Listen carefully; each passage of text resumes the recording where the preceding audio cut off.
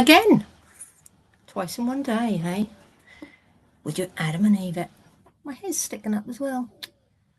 Never mind.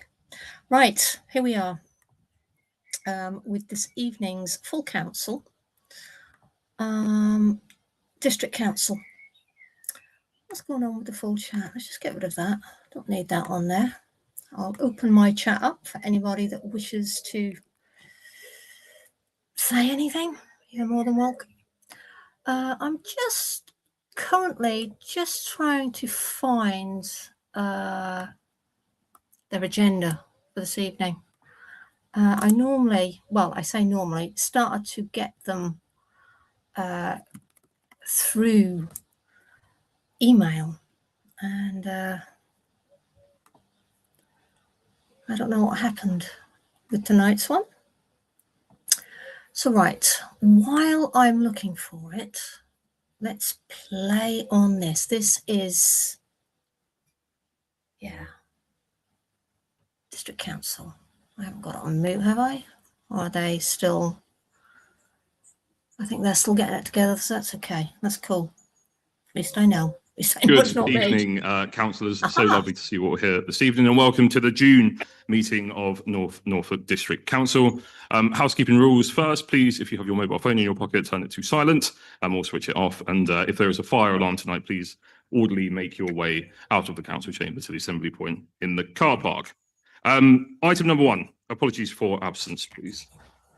Received apologies from councillors Birch, Fitch-Tillett, Heinink, Heinrich, Mancini-Boyle, J-Toy, K-Toy and Housden.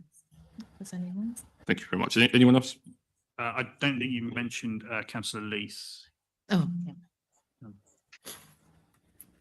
Good. Okay, we are running behind. Of course, up here tonight is just me. My vice chair is not with me tonight. Like so that. if I do miss your hand when you put it up, please do shout at me, and I will make sure to get you. Item number 2 is the minutes of the last meeting held on the 20th of May 2026. I will take them as read. Are there any amendments to the minutes?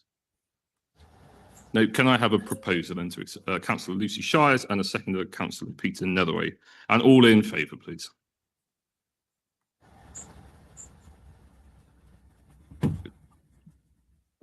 Item number 3, to receive any declarations of interest from members. Councillor Punchard. Thank you. I have a declaration on item 13 as an employee of Norfolk County Council. Thank you. Councillor Fitzpatrick, thank you. Yeah, the item in Cromer Pier, I declare a non-pecuniary interest as I am the chairman of the Thursford Trust, which runs a Christmas show. Thank you.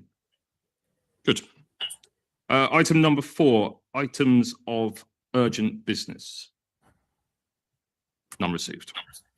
Number 5, the fun bit, chairman's communications. Of course, the bit where you get to see what I've been up to over the last month. There's quite a lot on here, so I will try and rattle through as fast as I can. Here we go. What's happened? Ah, I thought that was me, but it's not. Right, I'm just going to put in the agenda pack in the comment section, so you can all. Right, our first outing as chair and chair's consort of Norfolk District Council. There's me between Beauty and the Beast in the flesh. Fantastic show. You know, they were absolutely top notch. I must admit, it was the first time I've ever been to an amateur dramatics performance. I was absolutely blown away. Top notch, great stuff. And I think Tim Ziller entertained your daughter for about an hour with her fan on the pier after the show, which was very nice to see. I wasn't expecting this. Number 2 here, we went over to King's Lynn to join the mayor for his mayor making service. I think Zilla thought she was a knight of the realm there, holding her big old sword, which she was very proud of. Actually, she's very proud of the sword. But lovely event. Met lots of. Obviously, that's the first time out of district in this civic year, so met lots of the chairmen of councils across Norfolk. The Cromer Pier 125-year gala, its birthday, and I did like the fact that we managed to sing "Happy Birthday." I will just add. Just briefly, because I wasn't expecting a slideshow. Okay, we are on item 5, which is the chairman's communications. So I guess this is what he's been up to since he's joined, I presume. Anyway, let's carry on and listen to his outings. The Cromer Pier, that was quite fun indeed. And of course, in that top picture there, we've got Officer Russell Tanner, who I know has worked so hard over numerous years to make sure that the pier is still standing, the big metal structure in the North Sea. Again, a lovely event, and thank you to all of the council staff who worked to put that on.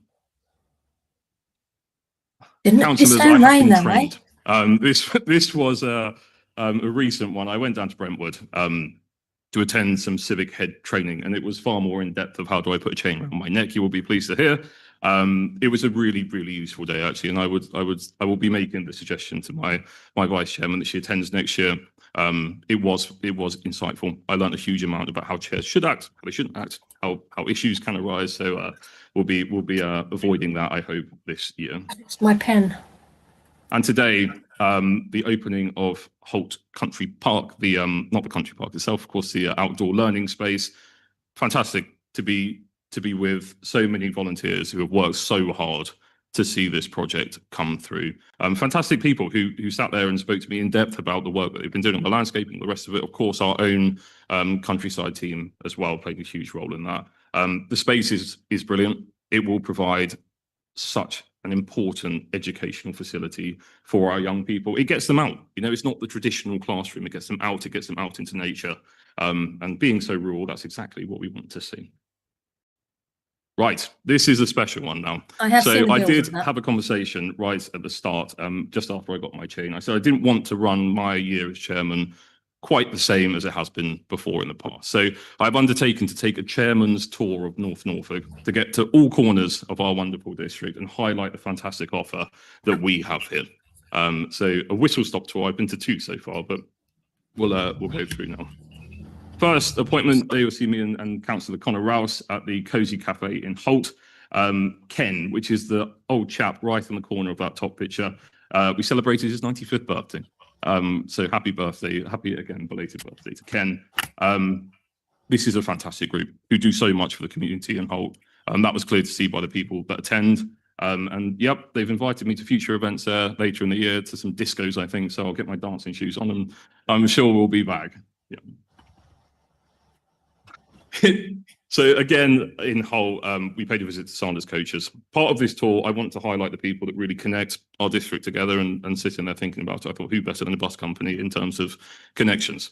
You'll see me at the bottom there. I think both myself and Councillor Rouse got to drive a bus, which is a boyhood dream achieved. Yes, indeed. But actually learning more about the operational infrastructure that goes in behind the bus turning up at the bus stop really was insightful. Things like having to surface the buses every 40 days. You know, you don't think about actually how that business works. So to sit there, talk to them, and I hope, Connie, you found that extremely useful as well.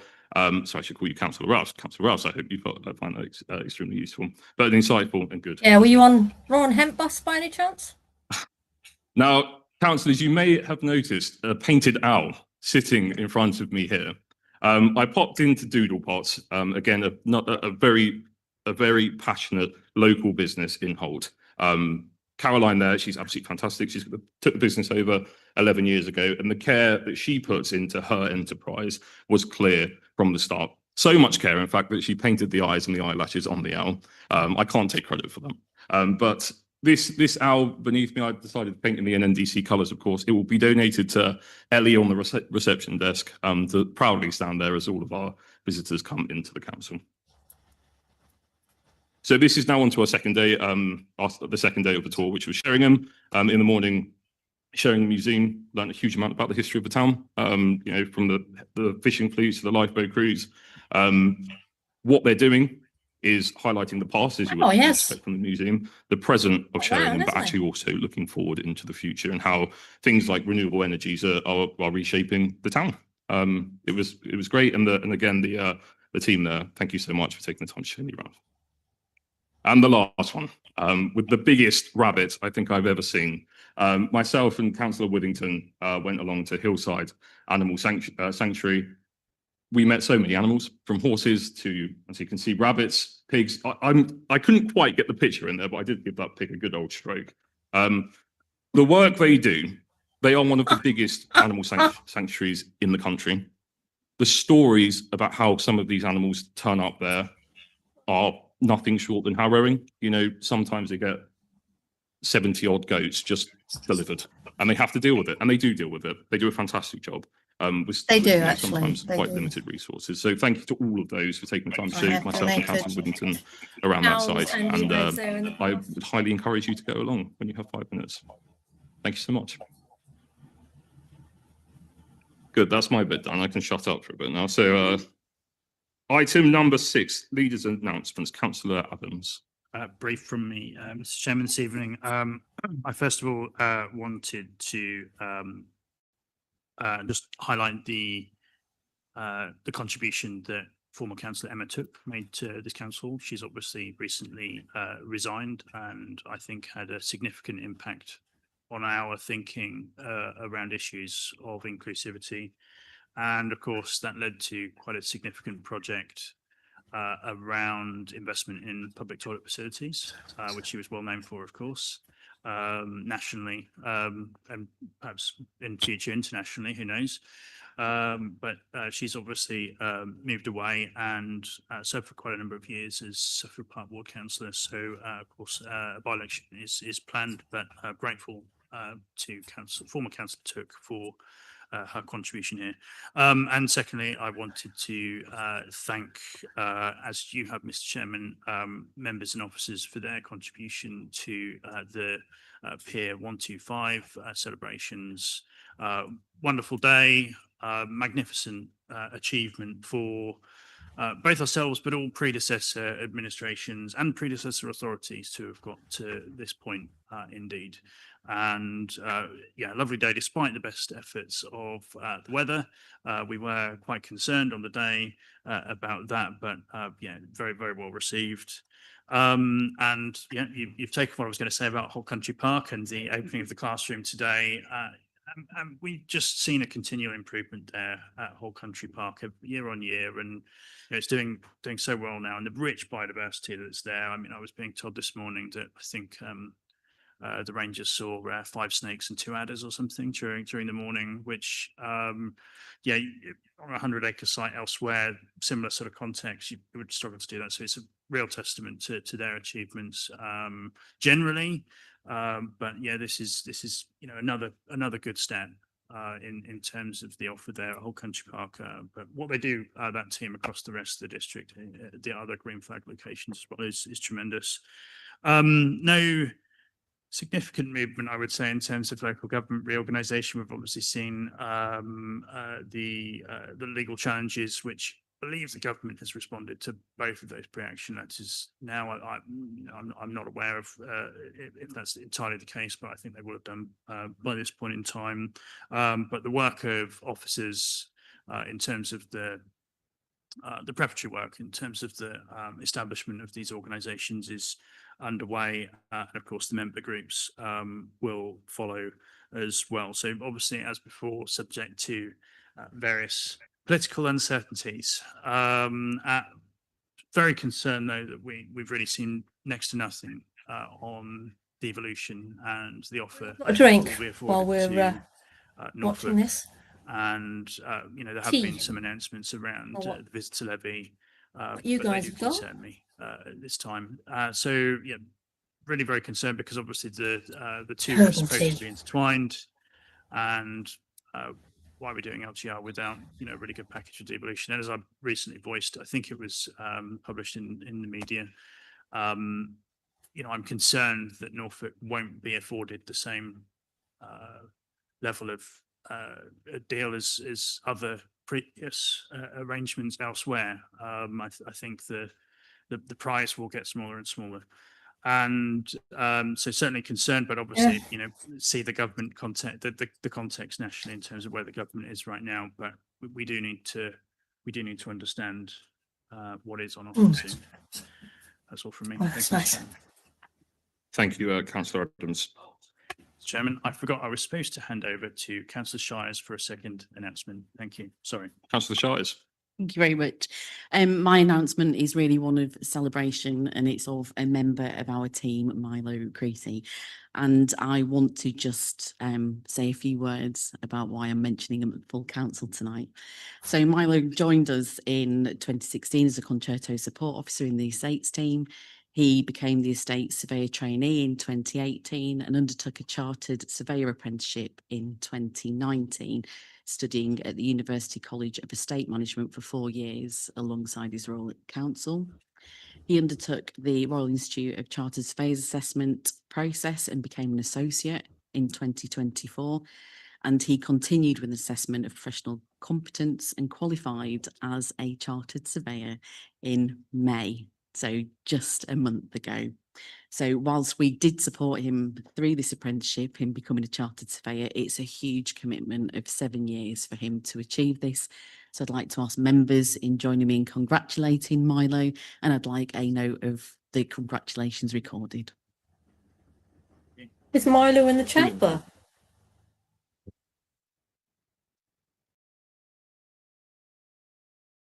Milo, please Thank you, stand Councillor up. Shires, for sharing. That's really important update. And yeah, well done, Milo. If you're listening at home. Right, item number 7: public questions and statements. None received. Councillors, with your leave, I'm going to move item number 8. No, I'm not going to move item number 8. We're going to do item number 8 now. So appointments. Appointments to committees, subcommittees, working parties and panels. Cllr Adams. Thank you, Mr. Chairman. Everyone's afforded the room for a few errors here and there in terms of this, absolutely. I believe the changes are set out in the paper. Thank you. And nothing further to add at this time. Thank you. Councillor Cushion and Councillor Panchard. Lovely. Thank you very much. Item number 9 then, portfolio holder reports. Hang on. Whoa. Right. So item number 8. Let me take you over to it. What they have gone through, if we just pull up the agenda, is to do, right, are you with me? Yes, you are.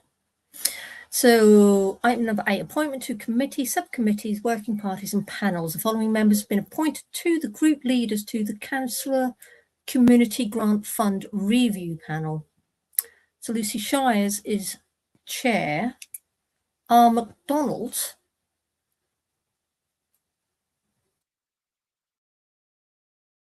so we have, I'm not quite, I don't understand her.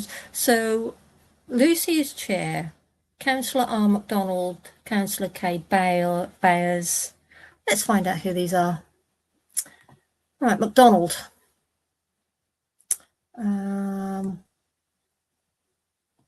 Okay, Kevin Bay. I can't pronounce that name. Okay, he's Stelham. He's Ward Stelham, and he's a Conservative. That's K. Bays. Fitzpatrick, let's find him. Is Don Birch? Is Don Birch still a councillor? I've never seen him. Have they updated this? I didn't even see his name on the election sheet. That they must have that wrong. Anyway, let's right. Tom Fitzpatrick. That was his name, wasn't it? I guess that's a substitute. Walsingham, he's a Conservative, and he's the deputy leader of the Conservative group. And we also have Punchard. Am I pronouncing these right? Just bear with me. On the other one, I quite like that because you hit the name of the letter of the name and it just brings up, whereas this one I have to scroll, so bear with me. Okay, MacDonald, R. MacDonald is Roughton. He's a Liberal Democrat and he's the Vice Chair of Development Committee. Okay, Punchard. Let's see if I can find him.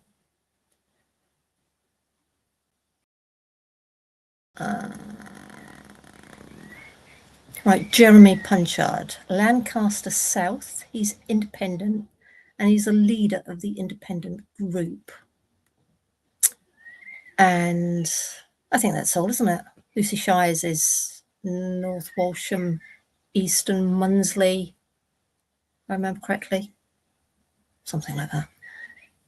So the following members have been appointed by the leaders of the Community Grant Fund Review Panel.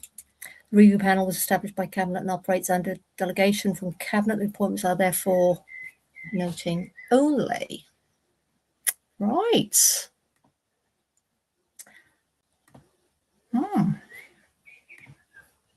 I will just remind councillors that I am by myself tonight, so if I miss you, please do put your hand up as high as you can.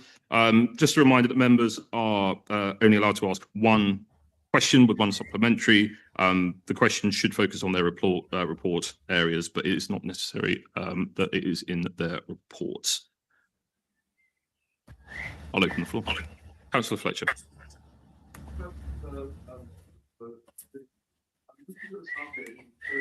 That's dreadful. Put your mic on. Mike.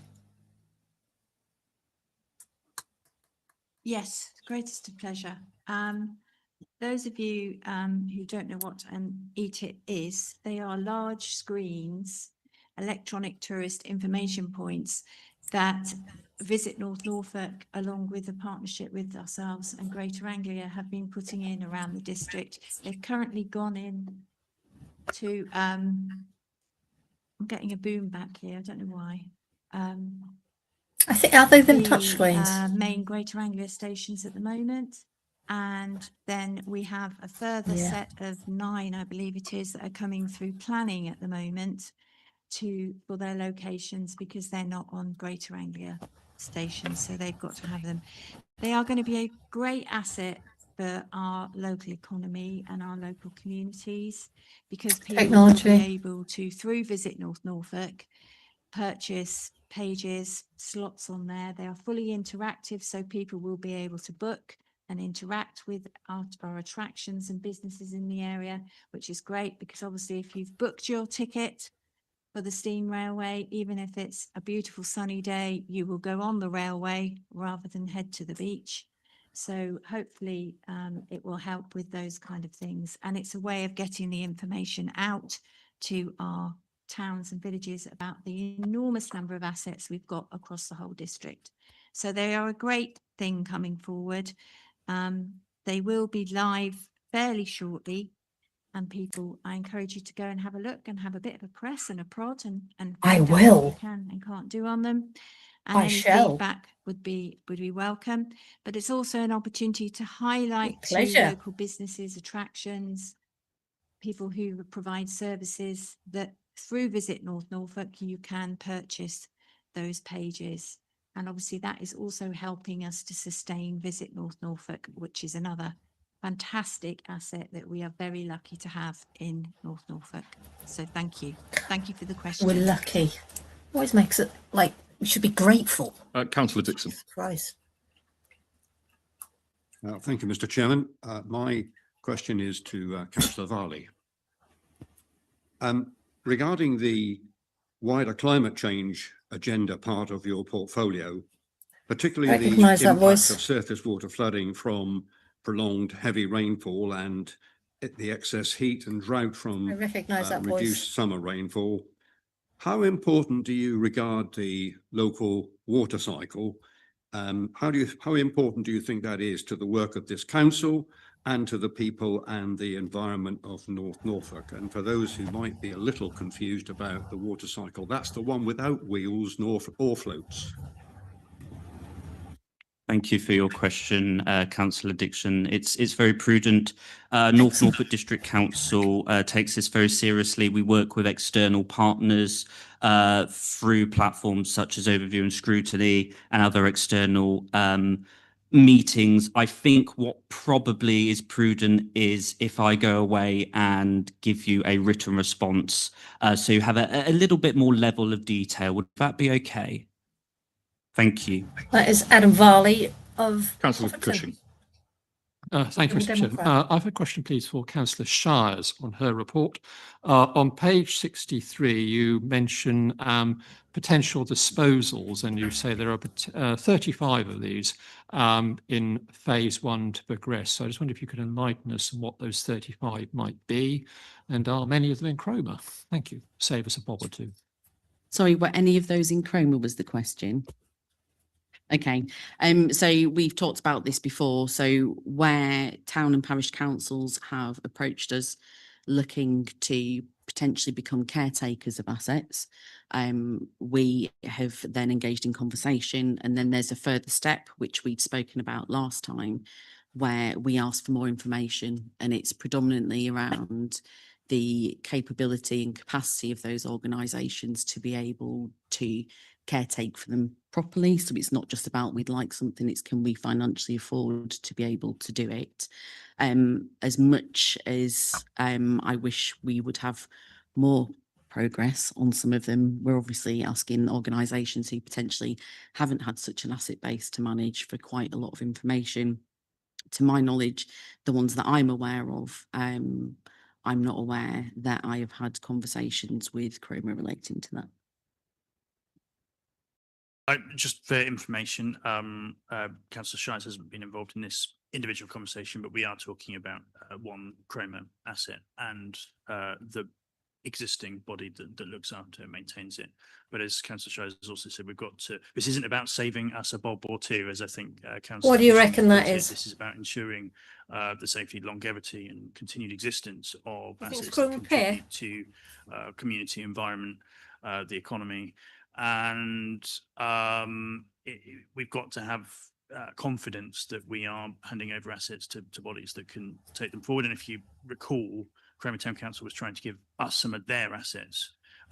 So it wasn't quite the conversation that we wanted to have, and we do have some concerns about financial sustainability there.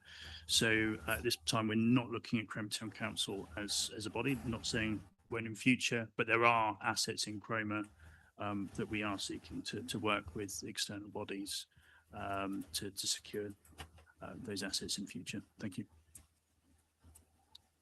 Councillor Fredericks. Thank you, Chair. My question is for Cllr Shires. Sorry, Cllr Shires.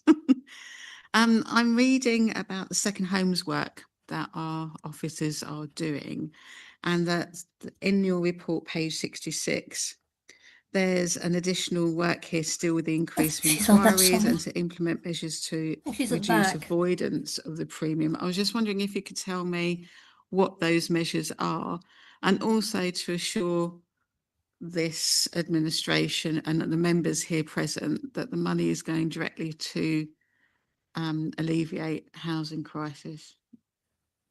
Okay, thank you. That's a lot of a question. So I'll answer that in two parts. As we know, when we agreed to undertake the second homes council tax, we did that on the basis that it was to meet the housing crisis, of which we've done. We've been very open about that, and I think we're looking to secure another 9 properties, looking at the portfolio holder, potentially use deep in concentration, that there should be another 9 coming forward in this financial year. The avoidance aspect of it is something that we do across collections. So specifically with second homes, that becomes a little bit more technical, because there are some second homes that are second homes. There are a small amount that are potentially holiday lets, and there are some premises that have been paying council tax but are actually running businesses from there too.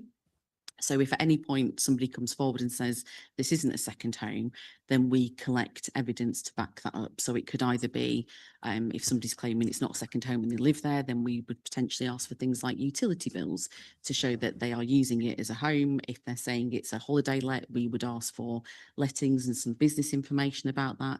And if it's a business, and I've got a couple of cases where businesses are operating, we would just talk them through the business, and we would potentially go out and visit them.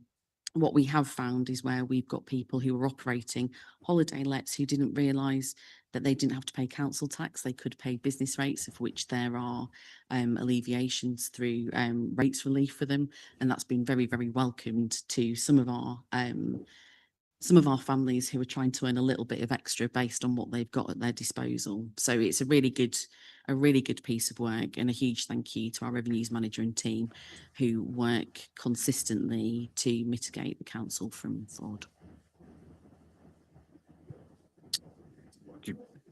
Councillor Vickers. Thank you, Chair. My question's for Councillor Boyle. As you know, Councillor Boyle, I've had to tackle some very serious housing-related antisocial behaviour in several areas of my Fakenham ward. Antisocial behaviour that has arisen because men with alleged known substance abuse, and in some cases known alleged criminal records, have been placed in single-storey accommodation in small enclaves more suited to the elderly and disabled. And in fact, they are the majority population there. This has turned them into victims and caused them a great deal of distress. I've since met with the housing provider communities lead, who acknowledges nobody the could see that that was and will going to look again at happen. their protocols.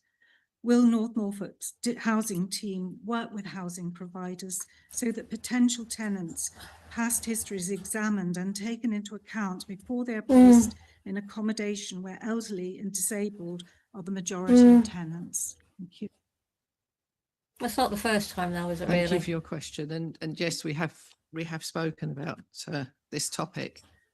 Our officers do work closely with the housing providers to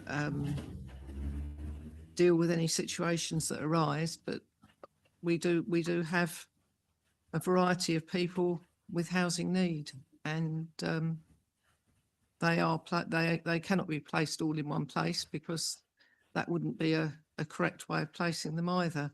So people are spread around to different places, and they won't be put somewhere where there are age restrictions. But if there are no age restrictions, then people will be placed wherever. But deal with it. The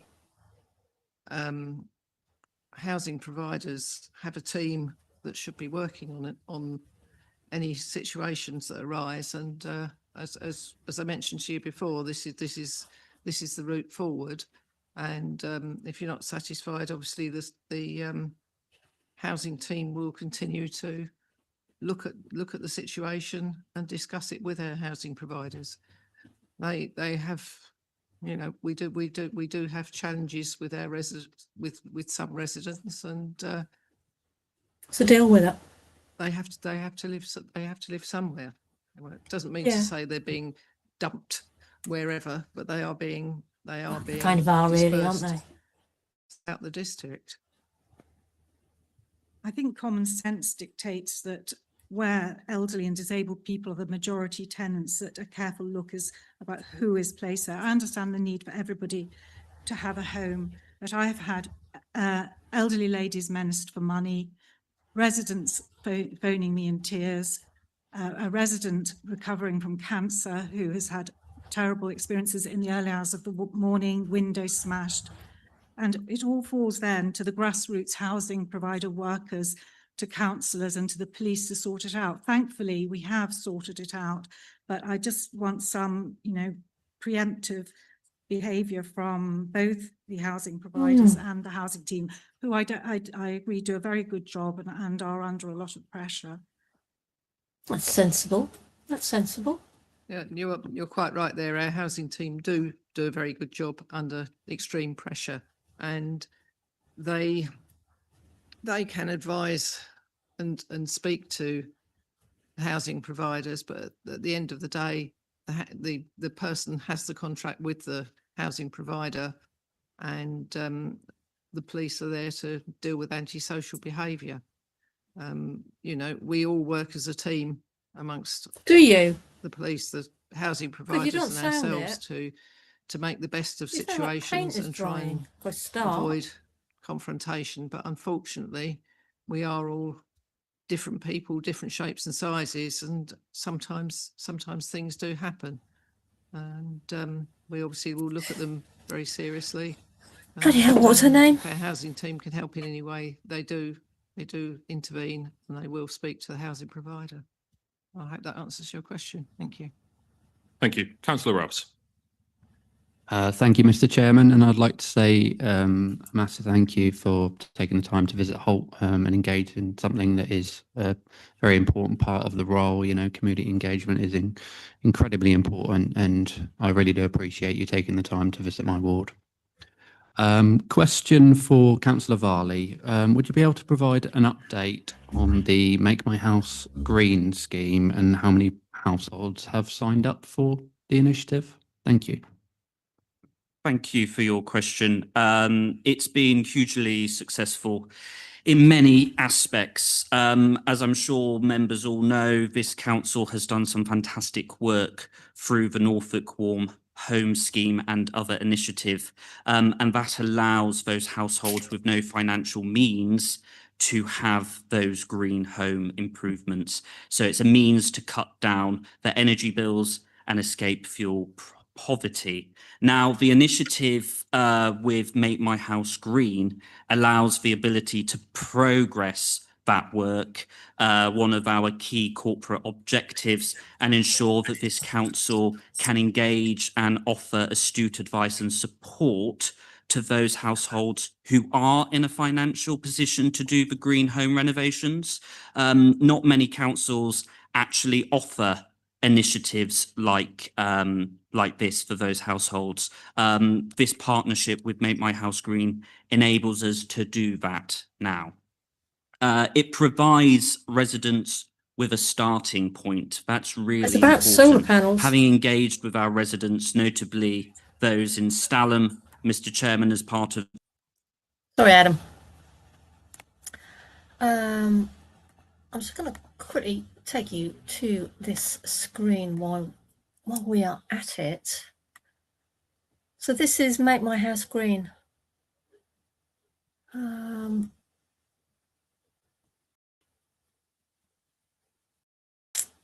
Let's see if there's, I mean, it's to do with, I mean, wouldn't have been able to afford that, solar panel and all that stuff. It must be this one, makemyhousegreen.com. There is no way. Okay, I'm just going to take you with me because it's not. There we go. And just take myself out here, out of the way. Save yourself £1,000 with solar panels.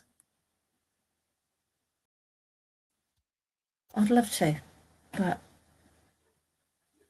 how the hell do you afford to get them in the first place? Right, council schemes. North Norfolk. Okay, so this is what he is talking about. Enter your postcode, working partnership, net zero. Make you laugh, doesn't it? Got a fucking war going on in Europe, and I talk about net zero. Such a joke. £500 discount for North Norfolk residents. Problem is, how much do they cost in the first place? Oh, I think that is Vardy. So North Norfolk District Council has entered into a fantastic partnership with the company Make My House Green. Make My House Green has a free-to-use online solar module, so you can see the benefits of solar. They also have a very good solar modelling system, and they use half-hourly energy data to make sure that you can really see and understand the benefits of the varying solar options available.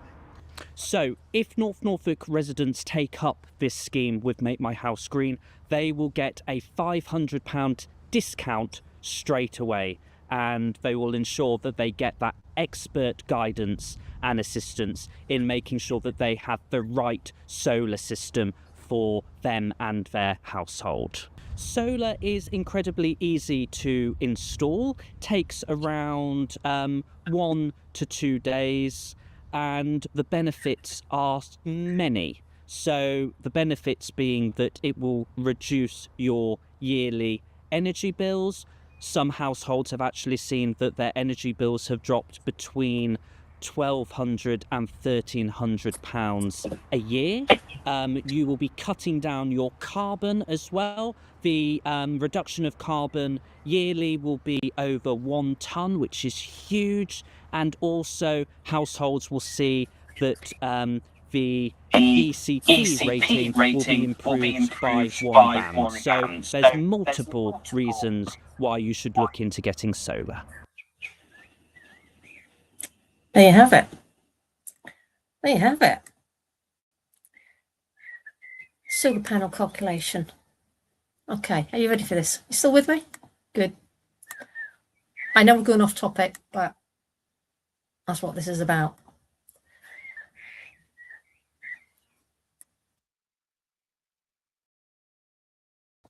Come on. Right, please enter your postcode. Right, what I'm going to do is I am just going to faff around with this. Put my details in. See what type of property are you considering for solar panels? Right, we have some houses in front. I'll probably take you back to this now. Let's just see how much this is costing. I mean, we're running behind anyway, so we can always catch up with it. So for £500, single-story house, multi-story house, multi-story house, single-story, multi-story house. Okay, it's 3 bedroom, but there you go. Well, we'd all like to save money, really, wouldn't we? Okay, well, you're still with me? Good. What do you want to achieve right now? Get a price. Let's get a price. What fuel do I want to heat? Hang on, let me just. What fuel do you use to heat your property? It's both. It's electricity and gas. Well, actually, it's gas more than electricity, but I do need electricity to run the gas. So what is your monthly electricity use? God, my wife does that. I would probably say about that much. What's the best to describe your electricity? I couldn't tell you. I would probably say higher in the evening, because we all tend to get home in the evening, put our telly on, put our heating on, put our kettle on. Are there home features or future needs we should factor into your custom solar? We're required to get you the most accurate estimate as possible. Do we need planning permission? Oh my goodness. I'm going to say none of the above for the time being, because do you need to find? Let's say no. Let's say I don't. Okay.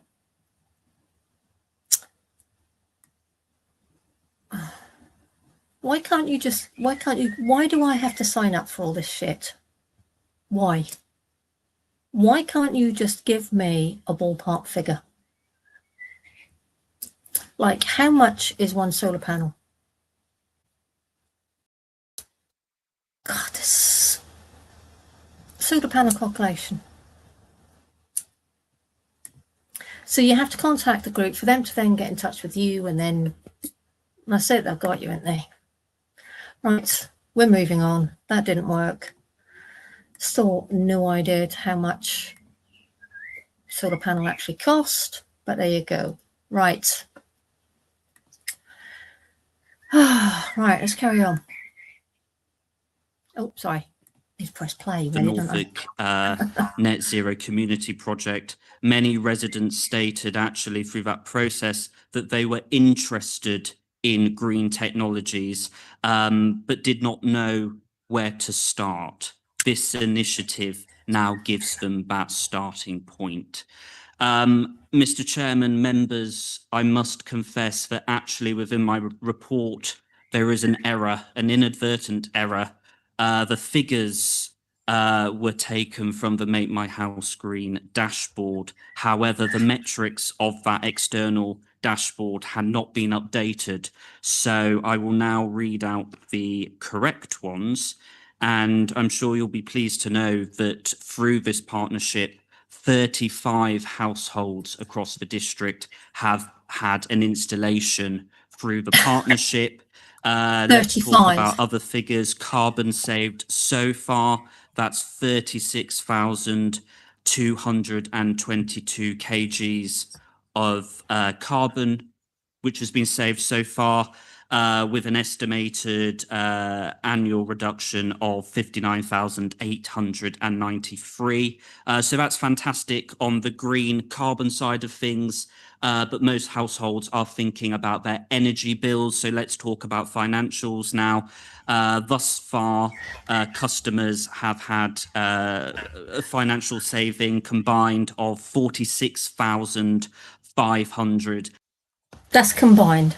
That's combined between 35 people, 35 homes. Right, I have found another site that has given me the cost.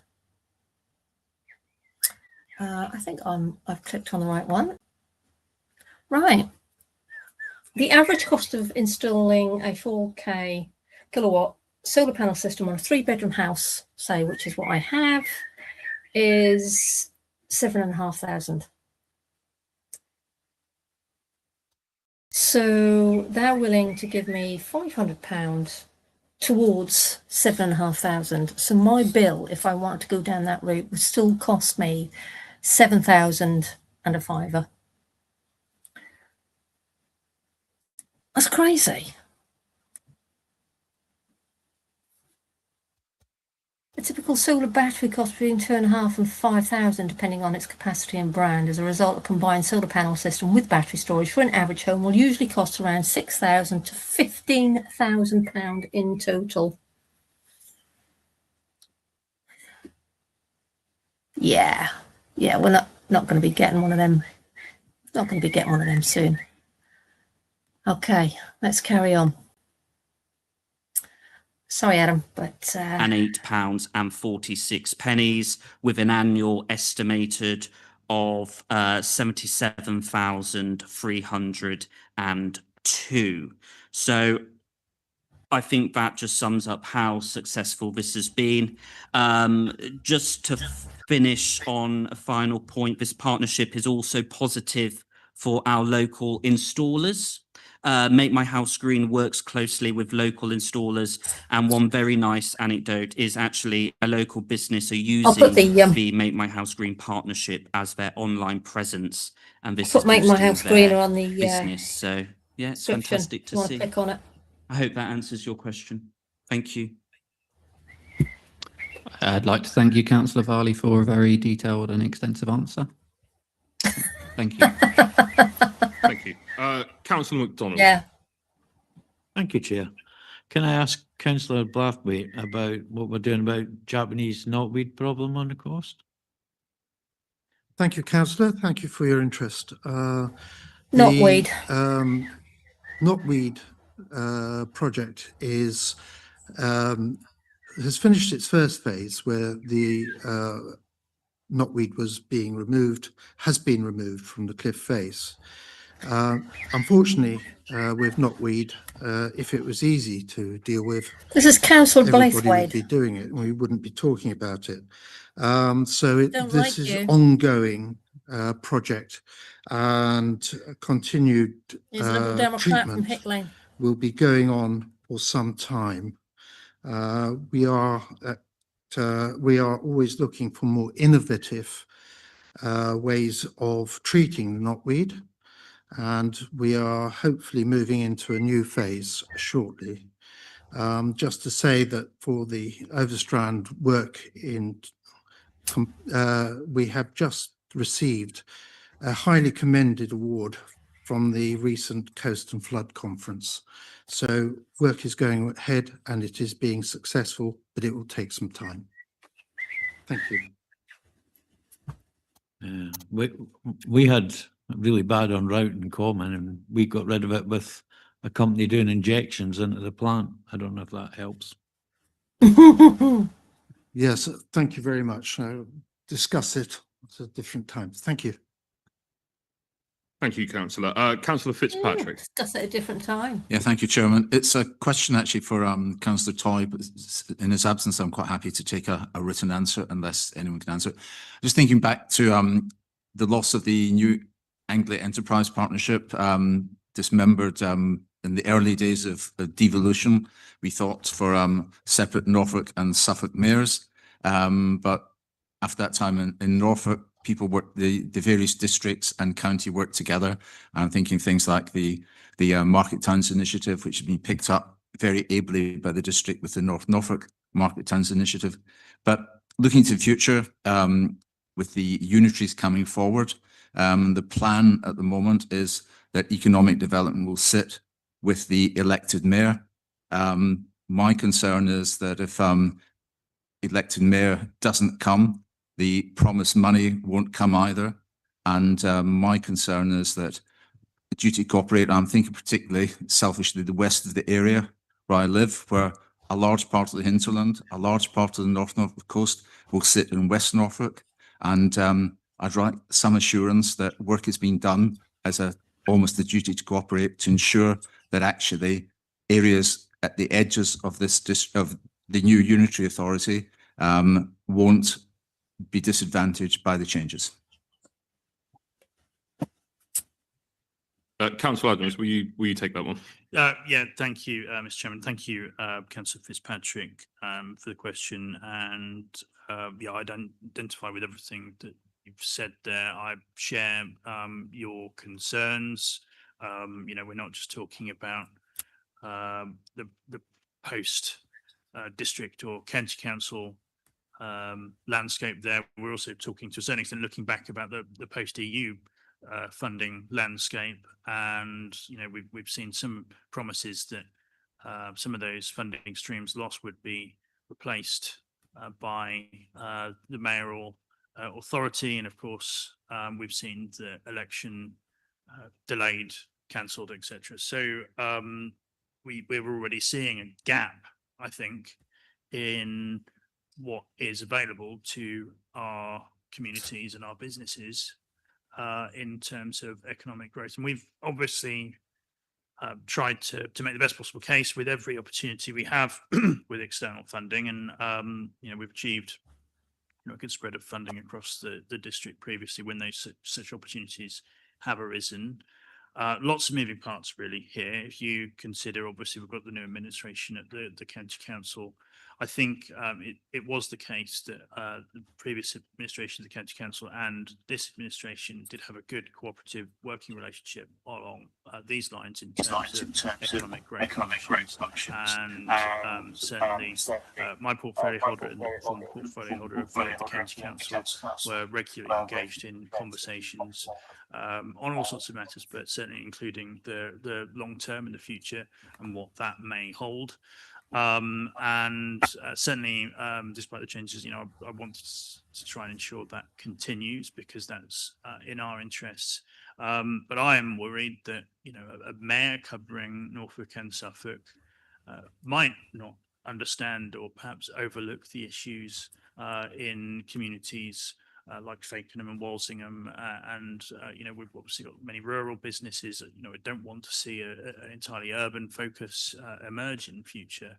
And I think these are all real risks that will the new mayor be understood and recognised as achieving what they need to in terms of economic growth across the county. Will they be seen visible in every corner, and will, because people need to see, you know, sometimes feel the difference these that meetings this new authority makes. I like watching of course, paint we've dry, got a aren't bit of a they? void at the moment where the government are not making any announcements.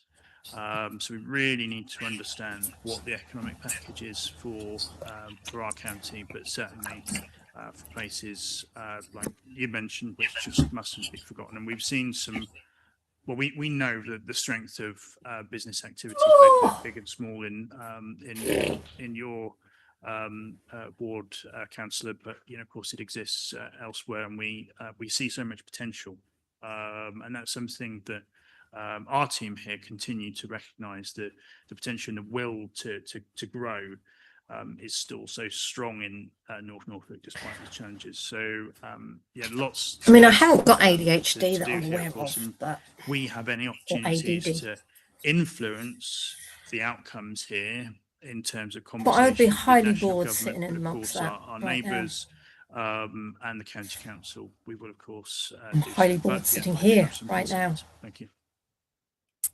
We'll Oh, come it's back very finished. quickly. I think my concern is if LGR happens, but no combined authority with an elected mayor, it's what happens then. It's really that duty to cooperate. And I think particularly things like Visit North Norfolk, it spreads along the coast into what's now Kings Lynn and West Norfolk. And if you say to anyone that visits Burnham Market, where are you? They don't say I'm in Kings Lynn, West Norfolk, they say I'm in North Norfolk. And I think it's really important that we ensure that if the devolution doesn't happen, that cooperation between the two authorities done. And I'd just like an assurance that that's flagged up Well, I and is going to be recognise worked him on. from the And county. I don't expect an answer today, but I just wanted to flag it up. Thanks. County meetings. That, Again, voice. identify with what you're saying, completely agree. I'll hand over to Councillor Withington. Hopefully I can give you some reassurance about that. I mean, obviously this has been a concern in terms of Visit North Norfolk and being discussed quite lengthily at board level.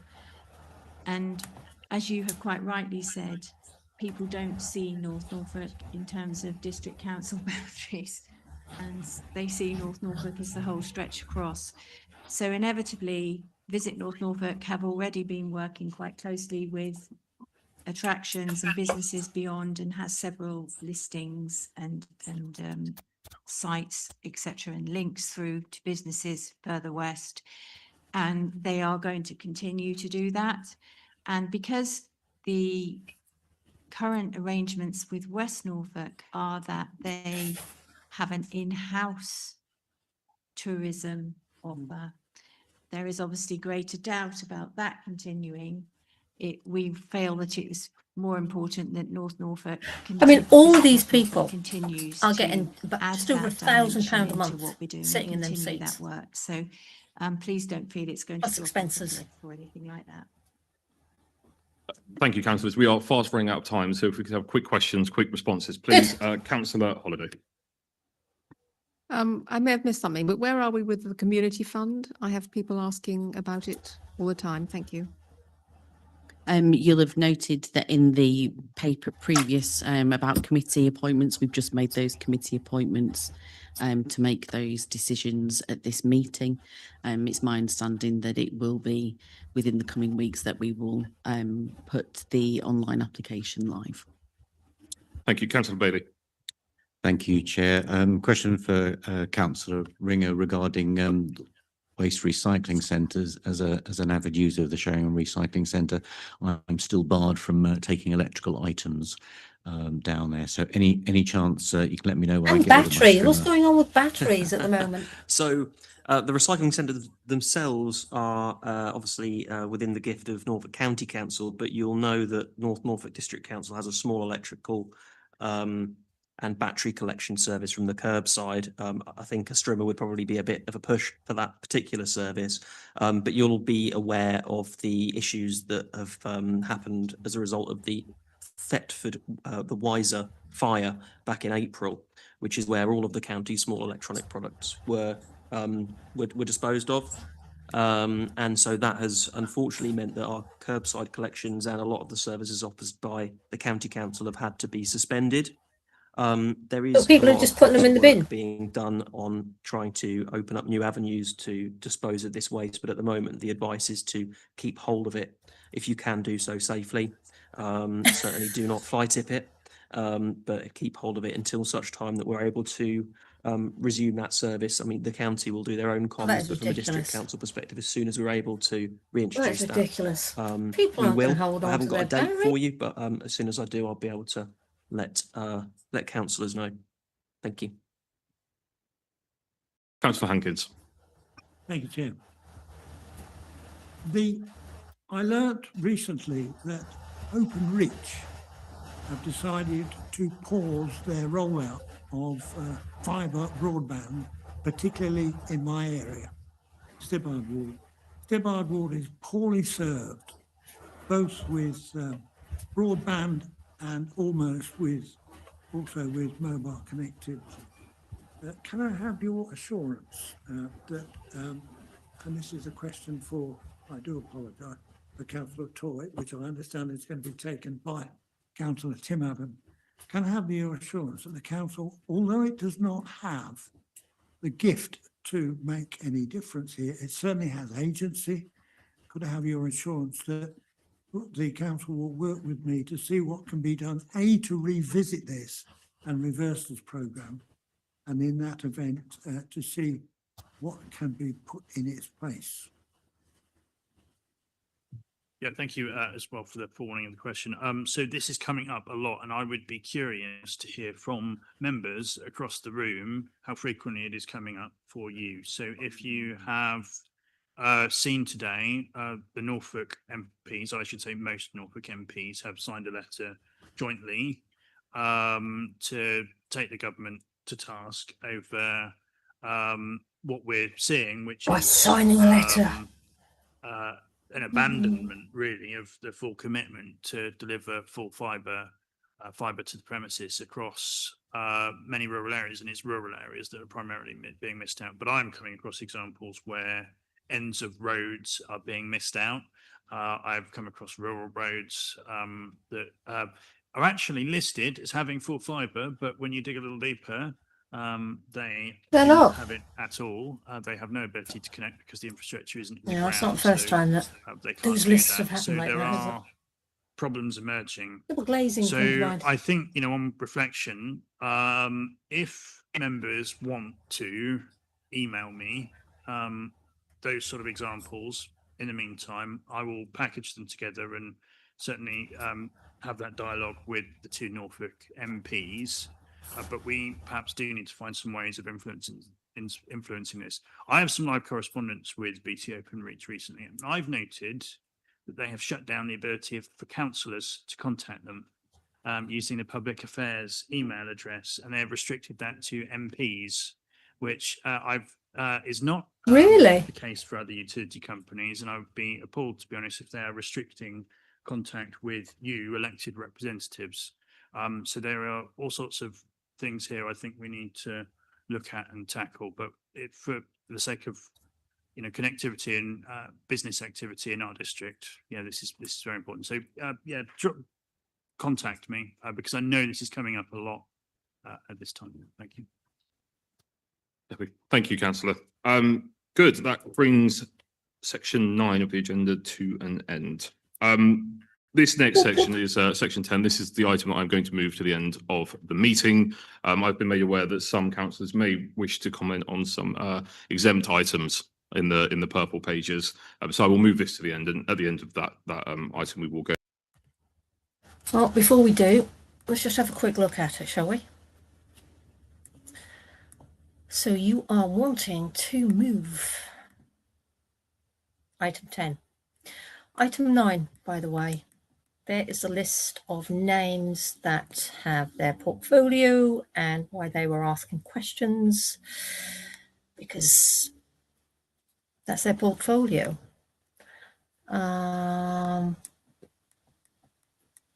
But moving on to item 10, recommendation from Cabinet, 1st of June 2026. Following recommendations were made by Cabinet to full council on the meeting held on the 1st of June.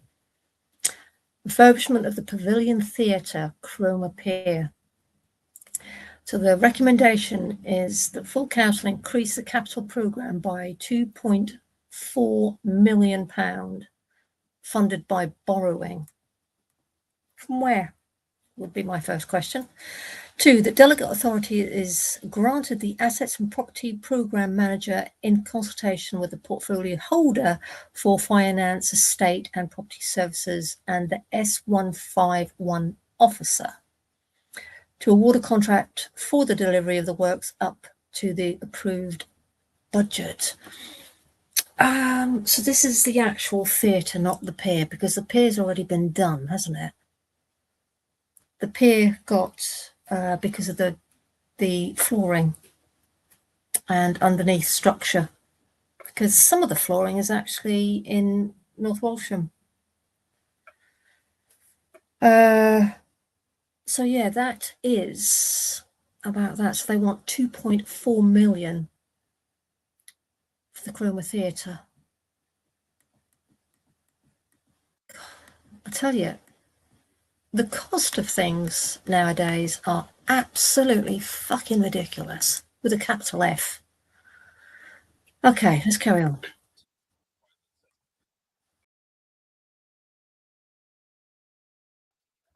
An audit committee held on the 2nd of June 2026. In Councillor Bootkoffer's absence, I will go to Councillor Fletcher as Vice Chairman of the committee.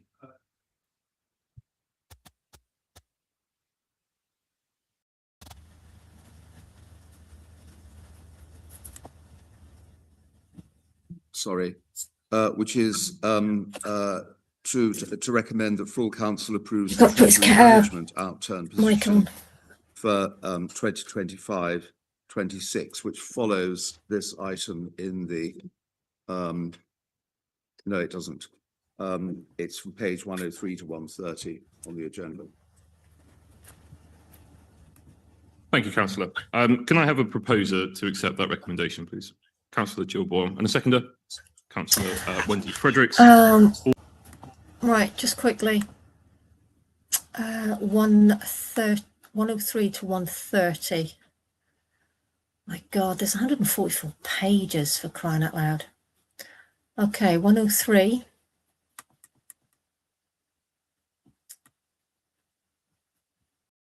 Let's just have a quick look.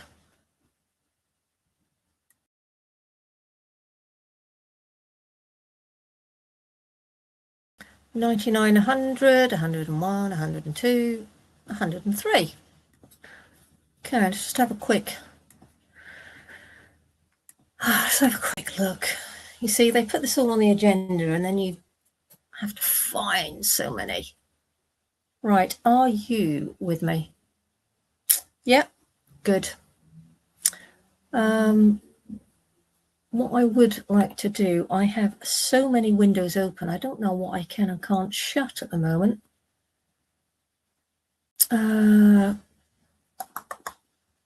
Right, bear with me.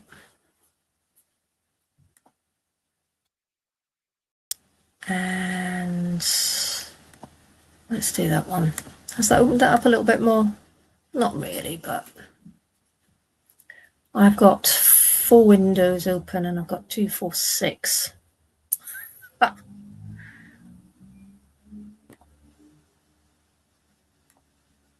Okay, that's good. Right, we're back to normal. Sorry about that. Okay, so 103, which is item 11. Let's see if it's got anything. Lucy Shires. The report is available to the public, blah, blah, blah. Undertaken the treasury management, introduction and background. This report contributes towards the overall financial performance of the council. It is recommended that the council continues with its treasury management activity as outlined in the treasury management strategy 2025 to 2026. The council treasury management reports the medium-term financial strategy through protecting the council funds and cash flow whilst minimizing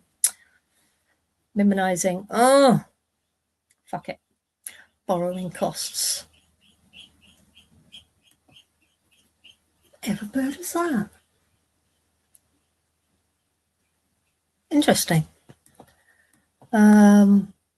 Right, comments from the S151 officer. The report provides details of treasury management active for the year. Oh, I don't really say much, does it? Lists the report addressed to the potential risk that the council does not have significant funds to finance its capital program. Full risk details are highlighted with the Appendix A of this report. So what do? We find Appendix A.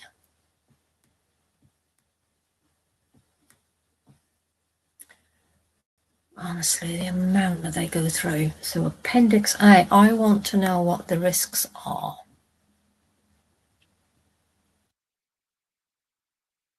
Sorry, I'm just going to fast forward. Obviously, for you guys just on replay, you can pause, you can rewind, you can pause, and have a quick read. And I am not finding what I thought I was looking for. Capital expenditure, actual million, £25,724. Forecast, 38 million to 80, actual 13. God,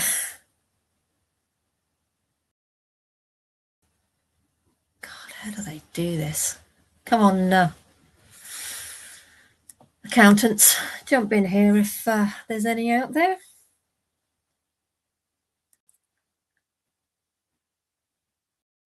Net borrowing. So they're looking, my understanding is they are looking to borrow £32 million. This report note, the capital finance requirement at March 25 has been reduced from the figure of 24-25. Outturn report of 18 million to 17 million. This is additional capital receipt income was received after completion of the prior year report. So recommendations: improve the actual 25-26 prudential and treasury indicators of this report. Note the annual treasury management report. Fucking hell. Oh.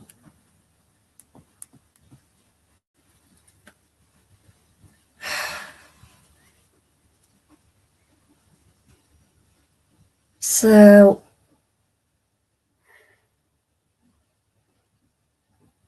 up to March this year, they had 13 million in the coffers.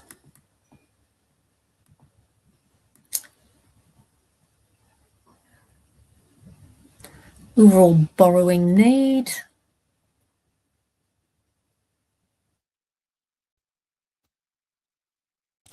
£17 million. Add finance leases. Best finance payment. Closing balance 17 million.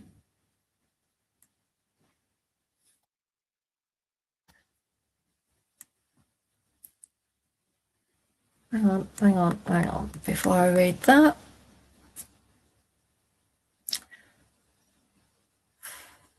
You see, this goes above my head now, because this is like, you need to be an accountant clearly to understand all of this.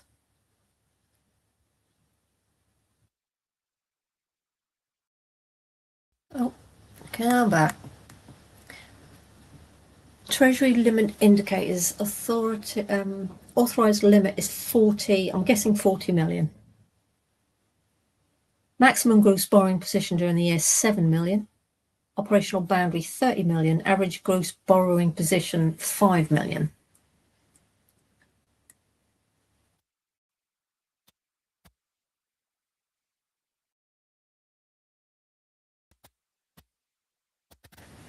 So, local authority, police borrow, look at police. So local authority has been the one that has been borrowing out of all of that. Police, fire, pension, housing.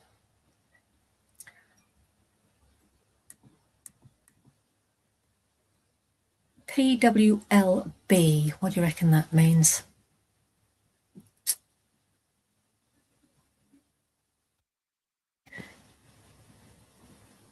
Total investment 37. Net debt would put us 24 million in debt, 2460, 24 £5,659,000 in debt.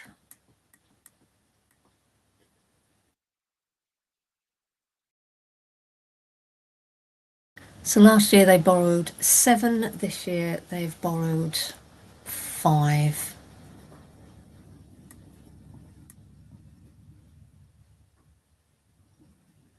The PWLB, the Central Government Public Works Loans Board.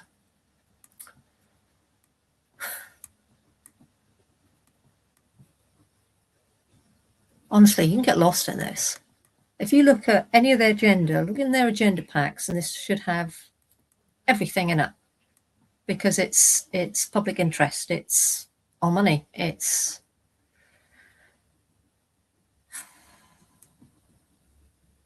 BlackRock, Goldman Sachs,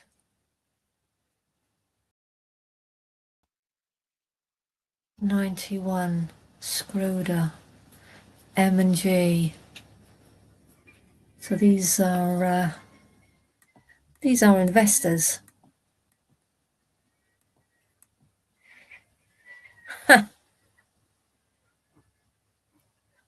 Actually, Goldman Sachs has got nothing.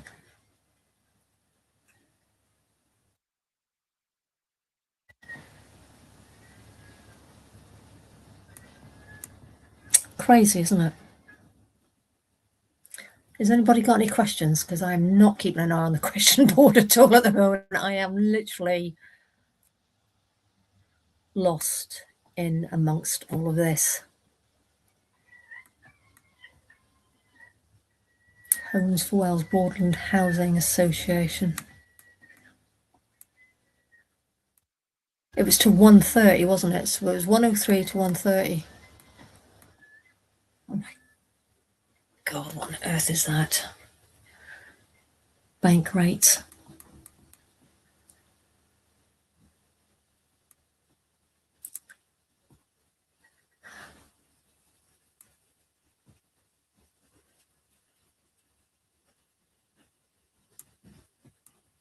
Okay, 101.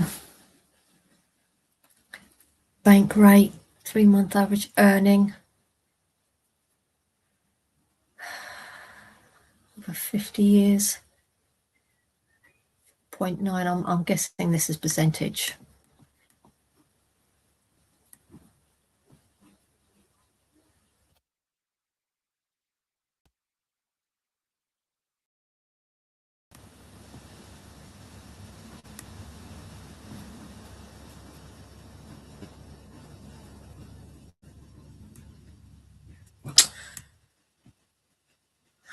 Okay, so the Lender Public Work Loan Board, which is the PWLB. So to borrow 5 million at a rate at 5.39, borrowing duration 28. What do you think? Is that months or years? They will earn £23,622.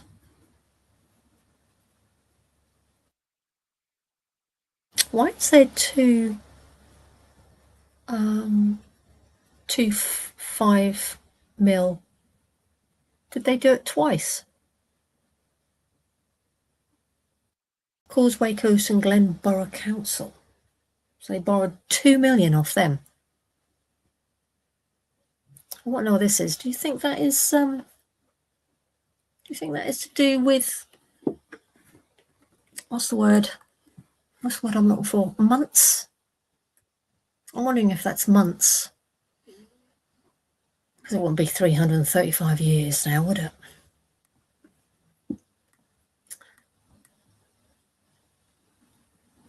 The council did not make early repayments of any agreed loans during.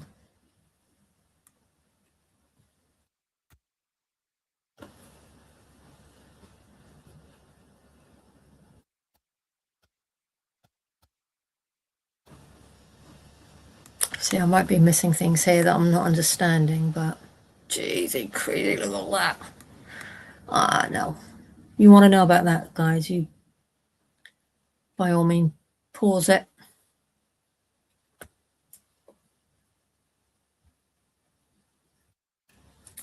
UK, Eurozone and US.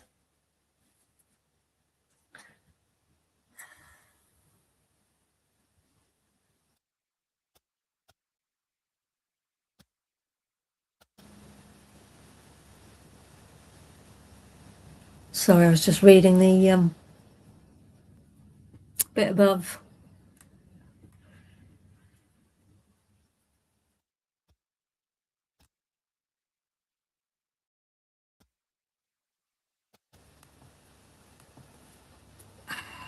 Despite the weak finish to 2025, the US economy has generally been the strongest among the developed economies, but with uncertainties growing surrounding President Trump's central economic tenet of being able to apply tariffs on ad hoc basis and bend the FOMC Fed fund rate decision-making to his will, there is something of a stalemate in place at present over when and if rates will be cut further in 2026.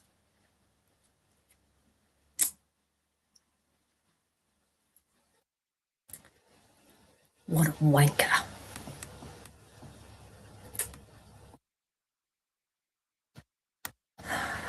Changes in risk.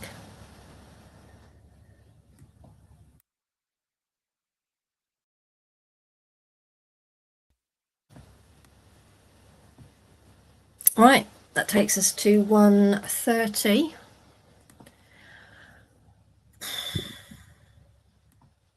Bloody hell. Right, let's get back to... So when they get back to item 11, we'll know exactly what they're talking about. All those in favour, please.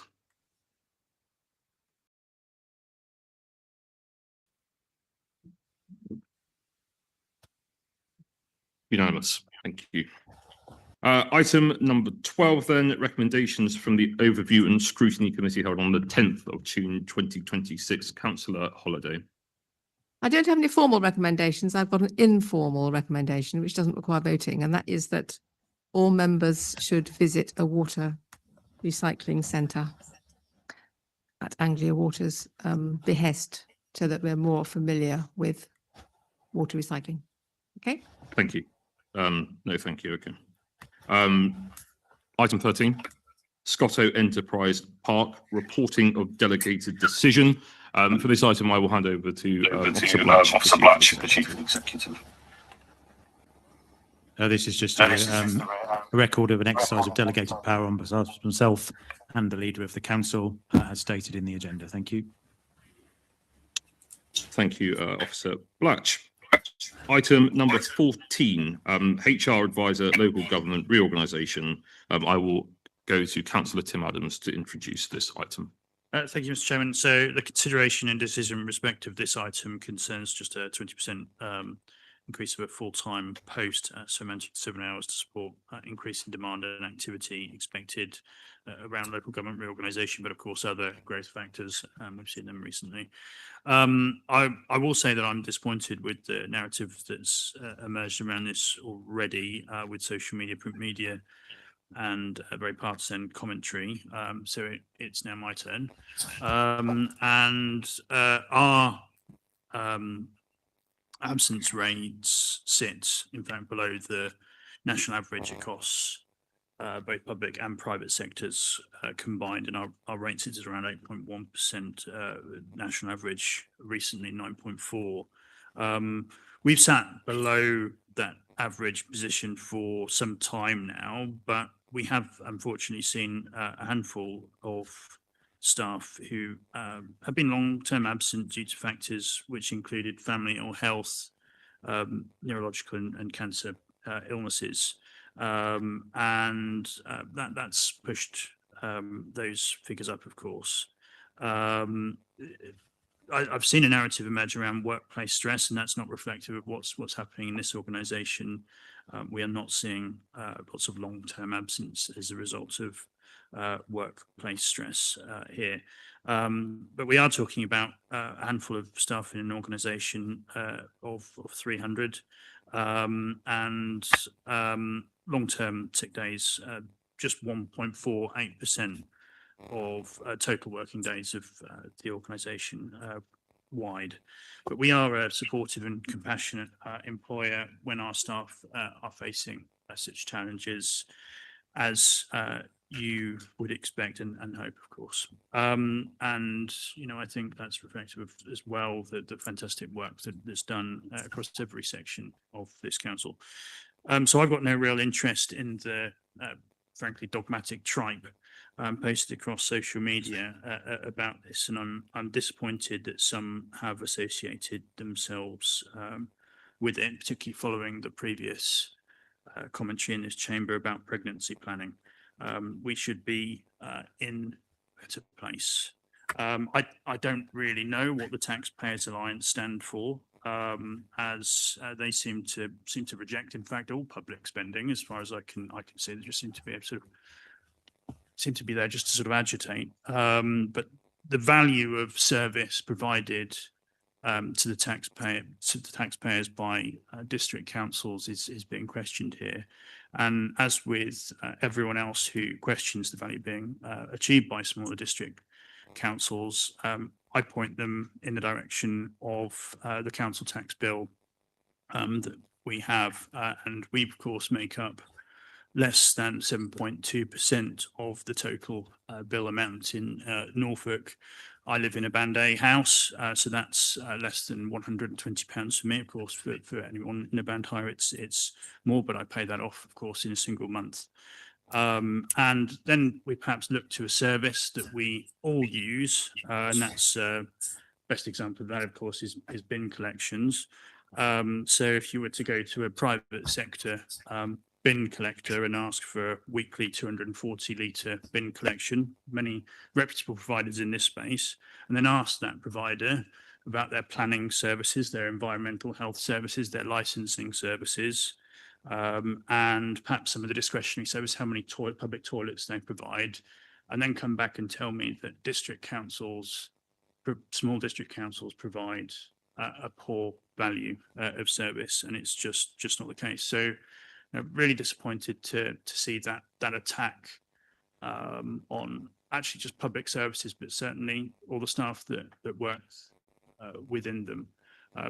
Really not in tune with the reality of what's happening, but certainly just to reiterate, we have seen an increase, but very sadly that's been as a result of profoundly challenging experiences for those staff members, and we want to support them through that. So this is, of course, away from that, is reflective of some increased service demand, and we've been talking about local government reorganisation a bit today.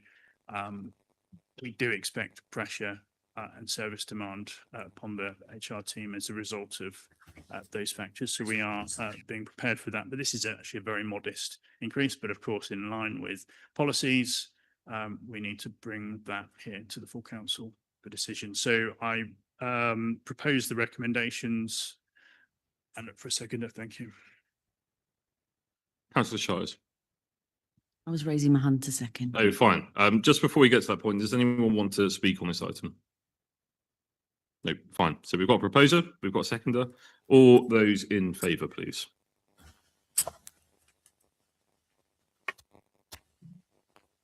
Good. That's unanimous. Thank you, councillors. Item 15, questions received from members. I don't believe we have any. Item number 16, opposition business, none received. Item 17, notices of motions, none received. So now we will move back to item 10. I will go to Councillor Shires to introduce the report. And as I mentioned earlier, if there's any councillor that wants to talk about the item, the information in the exempt papers, we will take that at the end. We will go into private session. Councillor Shires. Okay, thank you very much. It's really a privilege to talk about this in the backdrop of its 125th year, which has been the main part, I guess, of your own presentation, Chairman, having 2 visits to the theatre on the pier. So before the council is an investment of 2.4 million in the refurbishment of the Pavilion Theatre auditorium over Cromer Pier. And it's not simply just a proposal about the theatre, it's a proposal about the future of one of our most iconic assets. Every year, Cromer Pier attracts visitors from across the country. It's recognised nationally as a unique heritage attraction and is one of the defining images of North Norfolk. For many people, it's their very first impression of our district and one of the reasons they choose to visit. And the Pavilion Theatre sits at the very heart of that attraction. Members will know and have supported the significant investment that's already been made in other parts of the pier. However, the auditorium itself has not benefited from the same level of refurbishment and modernisation. And as a result, we really do. Oh. Hang on. Hang on. Hang on. We've hit the wrong button. Right. Let's go back. Many seconds. times over, a refurbished Pavilion Theatre will continue to attract audiences, support jobs, sustain tourism and protect a nationally significant heritage asset and strengthen the economy of North Norfolk long after this council may cease to exist. Thank you, Councillor. I will open this item up to debate. Would anybody? Councillor Cushion. Thank you, Is Mr. Cllr Chairman. Pier Indeed, thank you, Theatre Councillor worth Shires, for your introduction. 2.4 Indeed, your million call to me earlier pounds today being to explain one or refurbished? two points. Yes. As we've discussed, though, I really don't see that there is actually Yes. a compelling business case that has been presented to us to justify the benefits to the North Norfolk taxpayer that they will get from this £2.4 million to fund the refurbishment. I would have expected to see in the paper some reasoned options to convince us to support this. And though we've got actually the right headings there, we've got 5 headings. If you look under section 2, which I would expect to see, I just don't see an awful lot of detail under that that makes a persuasive argument. And I'll give some examples here, if I may. If we look in section 2.2, it states improved value for money through decreasing the amount of expenditure on maintenance and repair. Well, why not estimate how much will be saved? In the same section, it says improved energy efficiency. Again, how much money would be saved? Section 3, we've got demand can be increased. Well, by how many and what extra income would that actually generate? Then it goes on to say the option to enhance customer experience and conditions may drive sales and profit share higher. Note the word may. So therefore, there's no reasonable expectation the £2.4 million expenditure will generate more people to attend the summer and Christmas. I'm not sure who's talking at the moment. Come to Cromer. Then in section 5, it actually states down there that we've already made the effort to go to central government to try and get grants for this, but was not successful. Well, you haven't been able to convince anyone else that they should fund this, but the poor old Norfolk taxpayer is going to have to pick up the tab. And the other thing that concerns me is if you look at the other options, we're just really giving cursory an assessment. Second option is would only save 100k. The third option of doing nothing. Well, if you do nothing, are you actually trying to convince us that? Have you seen the guy down in the front here? Have you seen him? Share? I doubt it. I really do. Plenty of people, tens of thousands of people go to Hunstanton, go to Wells, go to Sheringham. Adams. I suspect tens of thousands of people will carry on going to Cromer regardless of what's happening at the Cromer Pier. And then looking at alternative funding options, it mentions in purple paper. Okay, okay, let's just take a look at a bit of a body language going on here, shall we? We've had Councillor Lucy Shires looking at the ceiling, clearly trying to absorb what is being said without gritting her teeth. We have the lady next to her, clearly looking for a response.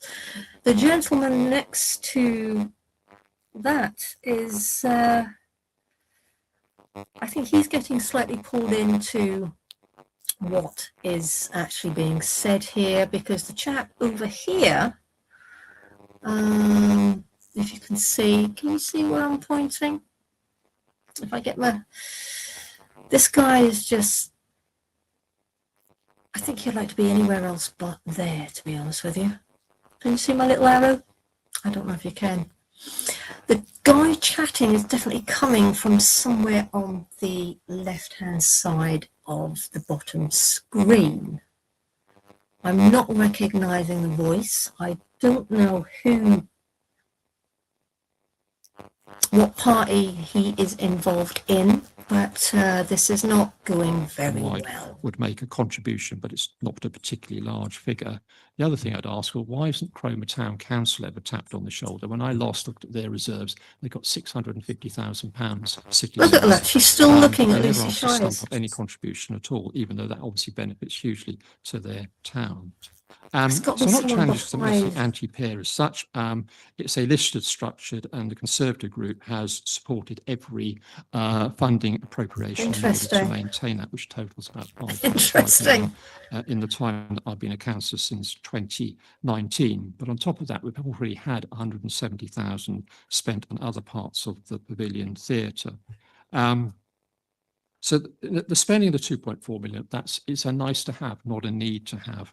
And also what you have to bear in mind is what else could be done with that 2.4 million pounds. God, he must be Councillor Frederick reformed. has already mentioned the housing crisis. Well, if we say an average price of a house is £300,000, that would buy eight properties, which obviously would help our housing crisis. And then- plenty of other things I'm sure we could all come up with.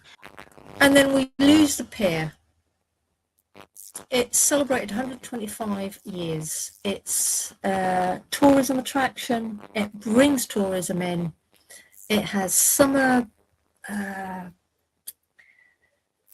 theatre. It has Christmas theatre. It's part of not only a community, but it's part of North Norfolk's tourism entertainment face. I mean, look at this chap here with a moustache, beard and moustache. I don't think he can quite believe what he's hearing either. And you know, you want to talk about homeless. Well, we need to push it back more on the actual builders, the firms, Hopkins Homes. What's the other one that's happening over at Paston Grange, Flagship? You know, these companies up and down the country are reducing their. I mean, that was even spoken about at Norwich City Council the other week. They're reducing the numbers of social housing because it's interfering with their profits. For fuck's sake. Which would we started. We could spend £2.4 million, which would generate benefit to the taxpayers and residents of North Norfolk. So on my basis, looking at this, I'm not sold. I don't think the case brought before us is convincing enough for me to be able to support it. So Who therefore, are I'm you? going to abstain on it. Thank you. Thank you, Councillor. Would anyone else like to speak on this? Councillor who? Councillor Patterson. Thank you, Chair. I understand a thriving pier is important and it will bring money into the town. However, should the taxpayer contribute over 90% of the funds here, you know, have we looked elsewhere for funding? Can crowdfunding happen? And also, it doesn't seem that long ago we spent, I don't know how much on the sort of backstage side. Is it 300,000 or maybe a bit more? You know, what other spending is next? After 2.4, what's the next lump of money that has to be spent? Wow. Thank you. Thank you, Councillor. That's Councillor what Vickers. happens. That's what happens to run a Thank you. country I and won't to run reiterate tourism. what Councillor Cushing has said so eloquently, but what has struck me is the speed and decisiveness with which you've raced to facilitate this project when you're politically motivated to do so, while dragging your heels. in Lancaster other North areas such as, Conservative. the lavatories at Stalham and in my own ward, 9 Norwich Cushion. Street. I only hope that Councillor Shires' motto of invest now while we can will extend to other areas other than just Cromer. Thank you, Councillor. Good Councillor point, Holly. Cromer, always. Thanks. I'm interested in the use in why Cromer we're always borrowing gets and not money. using reserves. That's the If you problem. look at the earmarked reserves, I do admit they're earmarked, but they could be unearmarked. Why can't we use those instead of borrowing? There's plenty of money in there. There's, for example, capital projects, 500,000, asset management, 400,000, innovation fund, 600,000, net zero, 400,000, and the delivery plan of 1.1 million. Why aren't we using those creatively rather than borrowing at the expense of the taxpayer? And then I have another question, but that relates to personal. Lucy, you look very amused. Fine. Thank you, Councillor. Councillor Fredericks. Thank you, Chair. I just wanted to come back on what Councillor Cushing was saying. Now, there is a housing crisis, we all acknowledge that. And there will be further work on that and you know, as we go into the unitary council. But I'm just thinking that is an important asset like Cromer Pier, which is integral to the whole of the district's economy, going to be looked at by unitary councils? And also, Cllr Shires, would you mind reminding the council about profit share and how we actually benefit as a council from this as well? Councillor, if you'd like to respond to that direct question now, I will allow them. Yeah, of course. So the profit share arrangements, it's a joint arrangement. They are one of our tenants. And we do get a profit share arrangement from that of about 15%. So when we're looking at bringing down the costs of their operation through the investment in the installation and such, we should see an increase in overall profit. But I don't need to tell anybody in the room that. Thank you. Councillor Dixon. Thank you, Mr. Chairman. I think Councillor Cushing has probably covered most of the points that I would want to make. I particularly appreciate that there is the components of a business case there, but the detail that ought to be there, particularly the metrics, they are not. So I won't go any further on that one, but I think the efforts made with regard to negotiating with Openwide and looking at whether funding would be appropriate and available from Cromer Town Council to support the project would have been very helpful. Yet more investment in Cromer, but still nothing east of North Walsham. So I think there is a significant equity issue for the residents and businesses across the district council.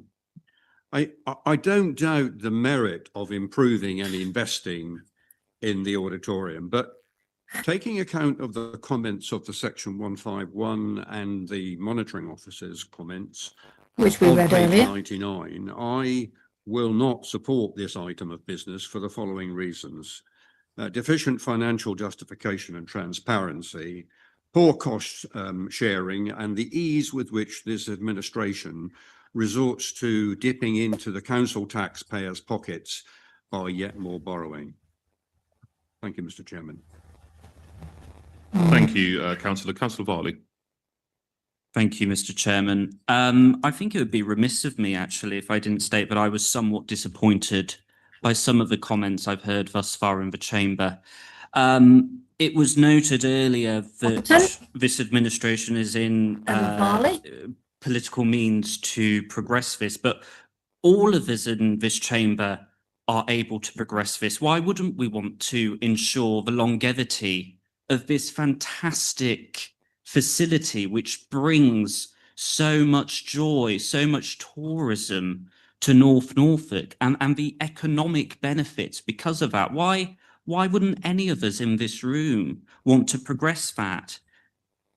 We are coming towards the end of this district council, most likely, and will a unitary council want to or be able to have the financial means to ensure the longevity of this facility? I have a strong personal view on that. I think it won't be able to. It will have pressures on other facilities. So Cromer Pier could be cast aside. So while we're in a situation to be able to progress this, I think we must.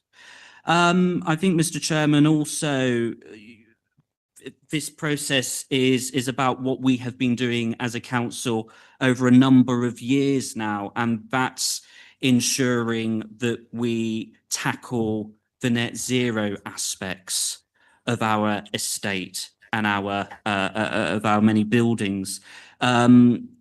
Thinking about Cromer Pier, this project here, what's the cost if we do nothing relating to Councillor Cushing's point. I mean, what is the cost if we do nothing? It won't be a reduction in energy prices, so it won't be sustainable for the business. I think that's important, Councillor Cushing, don't you?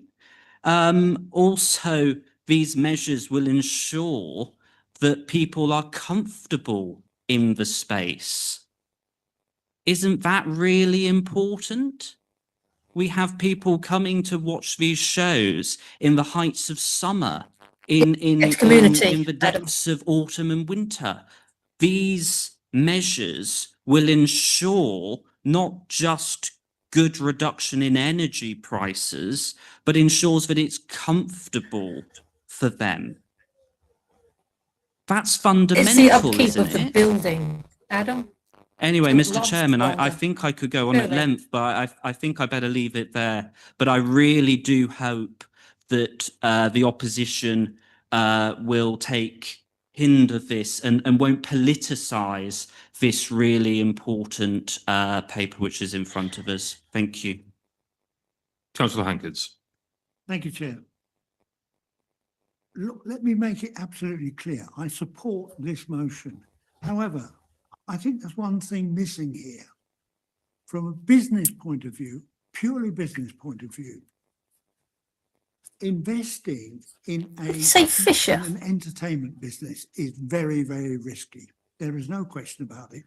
You won't get funding from a bank. You won't get funding from any kind of organisation. So what I think bringing it in this way is timely and probably the only way in which it's ever going to be secured. However, I think it's important that members are assured from a risk point of view that this business is profitable and has some longevity. Because at the moment, we're seeing left, right and centre, we're seeing entertainment businesses going to the wall because they are not profitable and because they have no longevity. Now, I think it would be helpful to understand that the business is profitable, seriously profitable, and is not at risk of going bust in the next few years. Thank you, Mr. Chairman. Thank you, Councillor. Councillor Withington. Councillor Shires, I will take, yep. Sorry, I do have business figures. I'm just looking at the 151 officer to check whether or not they're commercially sensitive, and I should wait until part 2. My microphone is not working, so I'll just think that. Apologies, I think it's probably prudent just in case that we have additional questions. Use your mic, mate. Use your mic. Come on. Affect the affairs of the authority. Just for the record there and for people listening at home, we will be taking that question under private business. Councillor Withington.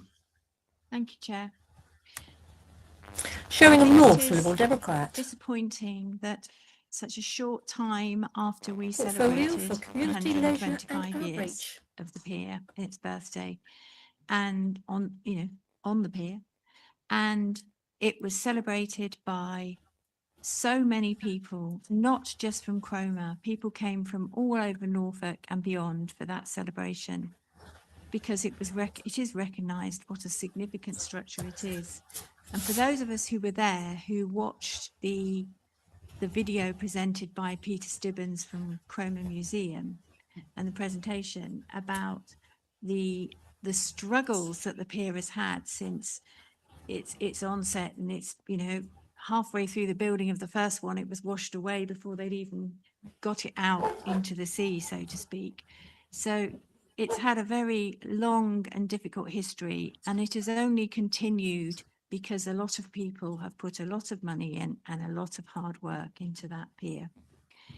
We have a theatre on the end of it that is thriving. It is thriving because we have a fantastic company who are working in partnership with us to put on great summer shows, great Christmas shows, which are renowned and are also most unusual. We are the last pier to have an end of the pier show continuing. And I think that is very much a part of traditional English culture, and particularly part of traditional English seaside heritage. And the fact that we are managing to continue Norfolk is absolutely great. Now, those shows, and I think they're often sold as turkey and tinsel packages at Christmas. I'm not yet old enough to go on those, but they bring in huge amounts of money to our local economy. And those of my fellow members who are further west, those packages are often a combination of Thursford and the Shering and Cromer Pier, and sometimes Sheringham Little Theatre as well. But they are very much a package, and we are seen as a cultural mecca in terms of those activities. You know, the other area in the country is Scarborough, if you really want to go to Scarborough, and Scotland. So we do very much welcome this We market. need to keep and it. Provides a huge input into our local economy, with hotels, with bed and breakfasts, with meals out, with, you know, I know in Sheringham the delight when a coach turns up in the car park on a Thursday with a turkey and tinsel tour, that they know the cafes will be busy, the shops will be busy for the 4 hours that they are there. So they have a huge impact at that time of the year. So this facility is about far more than just the theatre itself. It is about the heart of our cultural and heritage economy, which supports our tourism economy hugely. Agree. And the other point I want to Absolutely. make is that we are now a visitor experience economy. People no longer want to come to just see a show. They want to have that visitor experience. And a lot of that is about comfort. A lot of that is about exciting new light shows, the latest technology, LED back screens. And I think what Open Wide and ourselves have managed to achieve with the limited amounts that we have put in so far is remarkable. But what they need to do is to be able to keep up with those other visitor experiences that people see so readily on, you know, online now and through the advertising that we have. I need to go and check my This chicken. enables people to have that visitor experience and to keep the pier looking into the future. It's like it's not a noise that normally happens. Cllr I'll be right back. Varley. Well, he has used that word longevity, and that's what this is about. This is about longevity. Whether we move into something else, whatever we move into, this is about ensuring that on our watch, we gave that longevity to our economy, our tourism structure, and a really wonderful old lady who deserves to be looked after in the best way possible. So I would urge members to think of this as more than just spending a large sum of money and it being a business transaction. This is about far more than that. Thank you. Thank you, Councillor. Councillor Adams. Thank you, Mr. Chairman. Just wanted to touch on a few points around the room, as others have already. So certainly in terms of the profit share, and perhaps these figures will be read to you during the closed session, but yeah, we are achieving a share of the profits, and actually the Piers Theatre recovered faster than many other theatres. Chicken's okay, by the way. In the post-COVID landscape. So yeah, we've obviously heard, you know, just what it achieves in terms of that variety, showing all the other shows, and we're seeing very full calendar now. Come on, hands up. You know, in terms of the borrowing, Who's going to just wanted support to directly keeping the point made by Cllr Dixon pier there it's to not fair to say we're not borrowing. refurbish? Nice seats, nice Our debt stage, profile is actually very fireproof similar, it, whatever that and, entails. if we plan it carefully, we can achieve investments like this. We're not talking about, you know, upfront borrowing here. We can only do that if we need to, and we will continue to try and secure external grant funding. And you know, there've been conversations even this week about that factor. Not insensitive to, well, not overlooking, I should say, the 2 points raised about Cromer Town Council. I don't know if if there's some anticipation, I'm somewhat sensitive to that across the room or anything, but I probably see myself as an opposition member at Cromer Town Council these days. I'm very critical of their expenditure, but I'm not sure it's relevant to here. I do think they're a very internally focused town council, and yes, there is rather a lot of money in the bank, but that's not money that we can demand access to, of course. But you won't yeah, of give course, the pair to it'd be town nice to see council. contributions to Cromer Town the Council to public run. environment from that authority too, not decrying the work that they do already elsewhere. But I do think this is a no-brainer, actually, and it's needed investment to secure this pier's longevity and the contribution it actually makes to the entirety of the district. So looking at some of the discretionary activities that we provide in certain corners of this district that are not backed up by, a nearby car park, etc. Thinking about Blakeney or Walsingham or some of those other locations, that's funded by the car parks of places like Cromer and Sheringham, which are supported by assets like Cromer Pier. And it's all very easy to look at these individual locations as an individual item on the balance sheet and not look at the entirety of the package. It's very secure. It's very, the way it works has always been like that in terms of money is coming in from the car parks and funding the continued maintenance of those assets. But every now and again, of course, we do need to ensure we are undertaking capital investments to ensure, like this, a long-term period of security is gained for such an asset. So, this is potentially a 50-year investment that will secure that theatre long into the successor authority. We were talking earlier on, I believe, about handing over assets, and this is just not feasible in the case of Cromer Pier. If you imagine the rebuild costs would be quite significant for that asset, and the insurance obligations would sink us from the trust or potentially even Cromer Town Council, mention them again. It's just not feasible. So we need to put this in the best possible position for the future, and making it more sustainable and reducing the costs of operating the pier is a very good We have to keep the pier. There's no to do in my opinion. It's not up But, for debate, is it? it's demonstrably fact as well in terms of the contribution. Well, it is. That this plays for the entirety of the district, and removing parts of it would actually fundamentally unsettle the operation of the local economy. Thank you. Thank you, Councillor. Councillor Fitzpatrick. Yeah, thanks. I think I've been in this council since 2011. I think every time Cromer Pier is mentioned, it becomes a bit of a political football. But what I will say is that money has always been supported across the House for maintaining the structure. I think but I think it's right that funding like this is challenged, and this is something that came up in isolation. Where's the holistic approach across the district? It's been mentioned a couple of times. A future unitary council might not be interested in this. A future unitary council might not make its priority. But has anything been done to look at Wells Maltons and see if anything been done to help them? Or what about the Fakenham Community Centre? Hang on, Tom.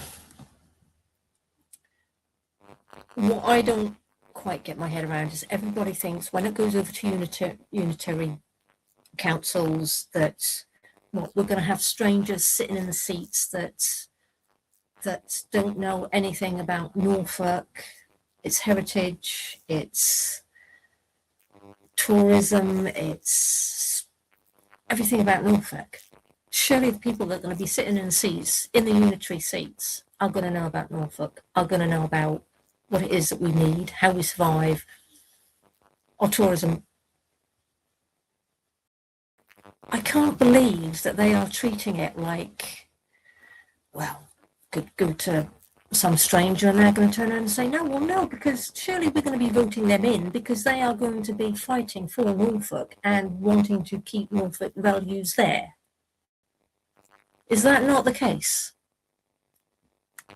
Anyway, this is Tom Fitzpatrick from Walsingham, Conservative deputy leader of the Conservative group. He was also the chair of the Norfolk County of last year. They Anyway, are also carry on. run by third parties, but actually they fit them out and run them themselves. You know, they find the funding to keep them going. And, you know, it's good that Open Wide are making a contribution, but in terms of what's proposed, it's actually quite a negligible contribution. And the return is actually quite low in what we get back from the pier.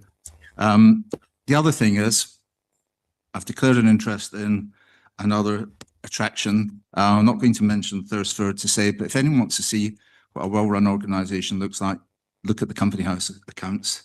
But the other thing to remember, yes, numbers have gone up a bit since refurbishment, but across the theatre industry in England, Wales and Scotland, numbers are falling.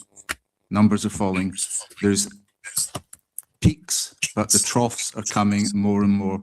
The days when, if you wanted a West End show in London, you paid a premium price and you bought it over a year in advance, have long gone. People wait till 2 or 3 days before to go to major things. We've really got to be careful. That's why there should be a proper business case for this, and I think that's lacking. The other thing is, maybe for some of these assets, for future, if we don't think a future authority is going to take them on to look after them, maybe work should be done to setting up some trusts to run some of these.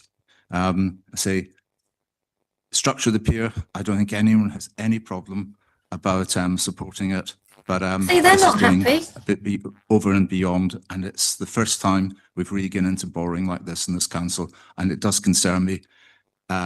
Setting up something to pass on to. Sorry, Tom, I'm just going to interrupt again. I do apologise. My chickens are trying to settle. They are all trying to get the higher ladder in the run, in the chicken coop. Sorry, not in the run. Because I don't think one of them will lay an egg. Not at quarter past 8 of the evening. But they were just settling down when I went out there. There you go. They're quieting down now. Successors. Okay, thank you very much. Thank you, Councillor. Councillor Fredericks. I went to a neighbouring pier and watched a show. It was Sarah Millican, and it was in a neighbouring district, and it was a pier that was commercially run. I think it was run I've seen by the council and Sarah then Millican at handed Cromer over to Pier. commercial entities. Was it The Yarmouth Pier? auditorium Oh, actually, it was Yarmouth Pier. was awful, and I will not be returning there, and I will not be investing any money in future shows there because it was so poor. I'm hard of hearing, and I actually couldn't hear what the person was saying on stage. Really? And coming out, you could hardly move at the pier for all the concessions that are on it. Do you want that for Cromer? No, we don't.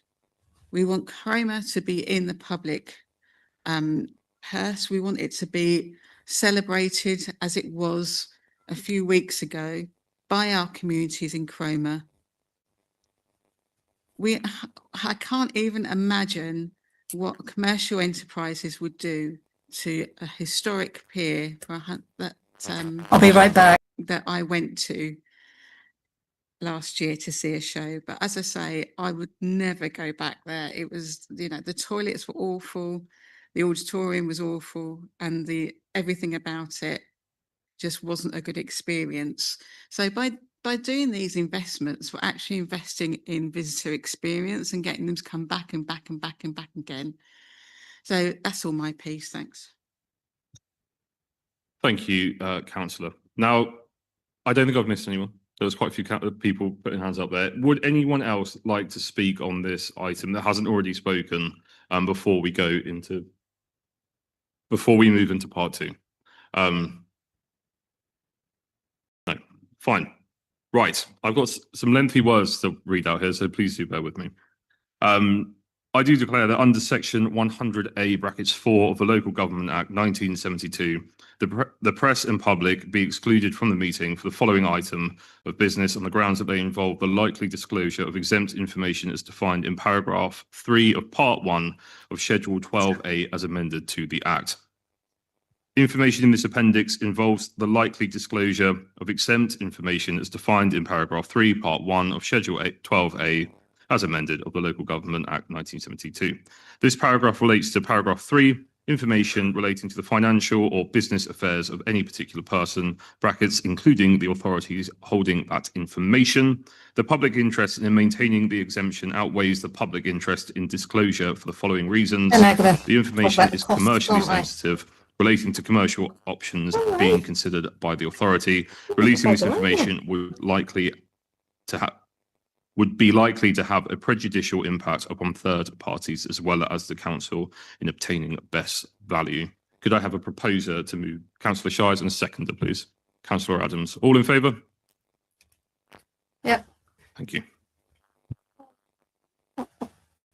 I move it. Council Chamber. Now, do they come back? Yes, they do. So they're now clicked over to private session.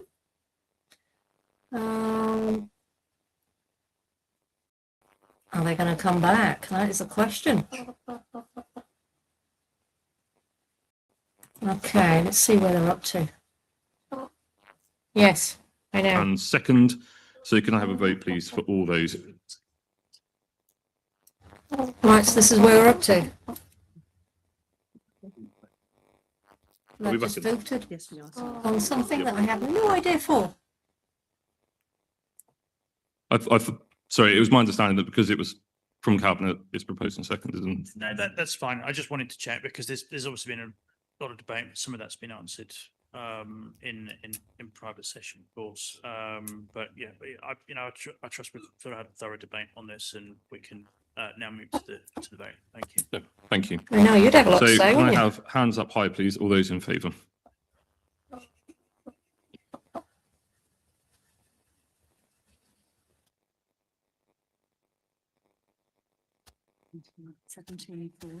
That's 17-4. All those against? 17-4. And all those abstaining, please.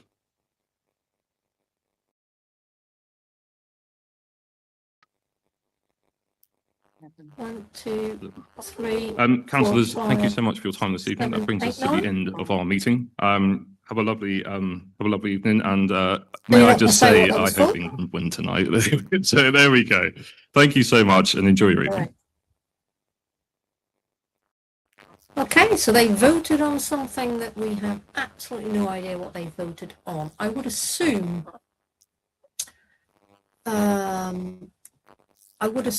it was to do with the private business being the refurbishment of the Pavilion Theatre. So if they have 17-4, that's obviously been carried. So I think we can assume perhaps that is... I can't believe I'm sitting here with a chicken. I am so sorry. I know.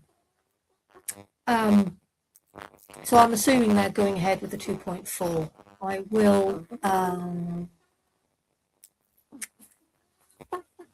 let's just see if there is something I can do before we do sign off of what that last one was for.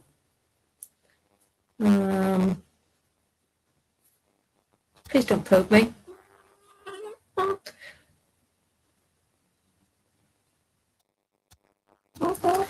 Right.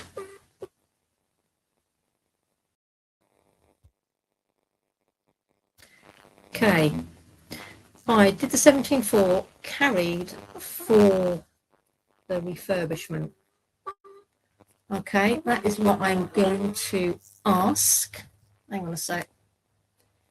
Let me just... God, I'm not even spelling it right.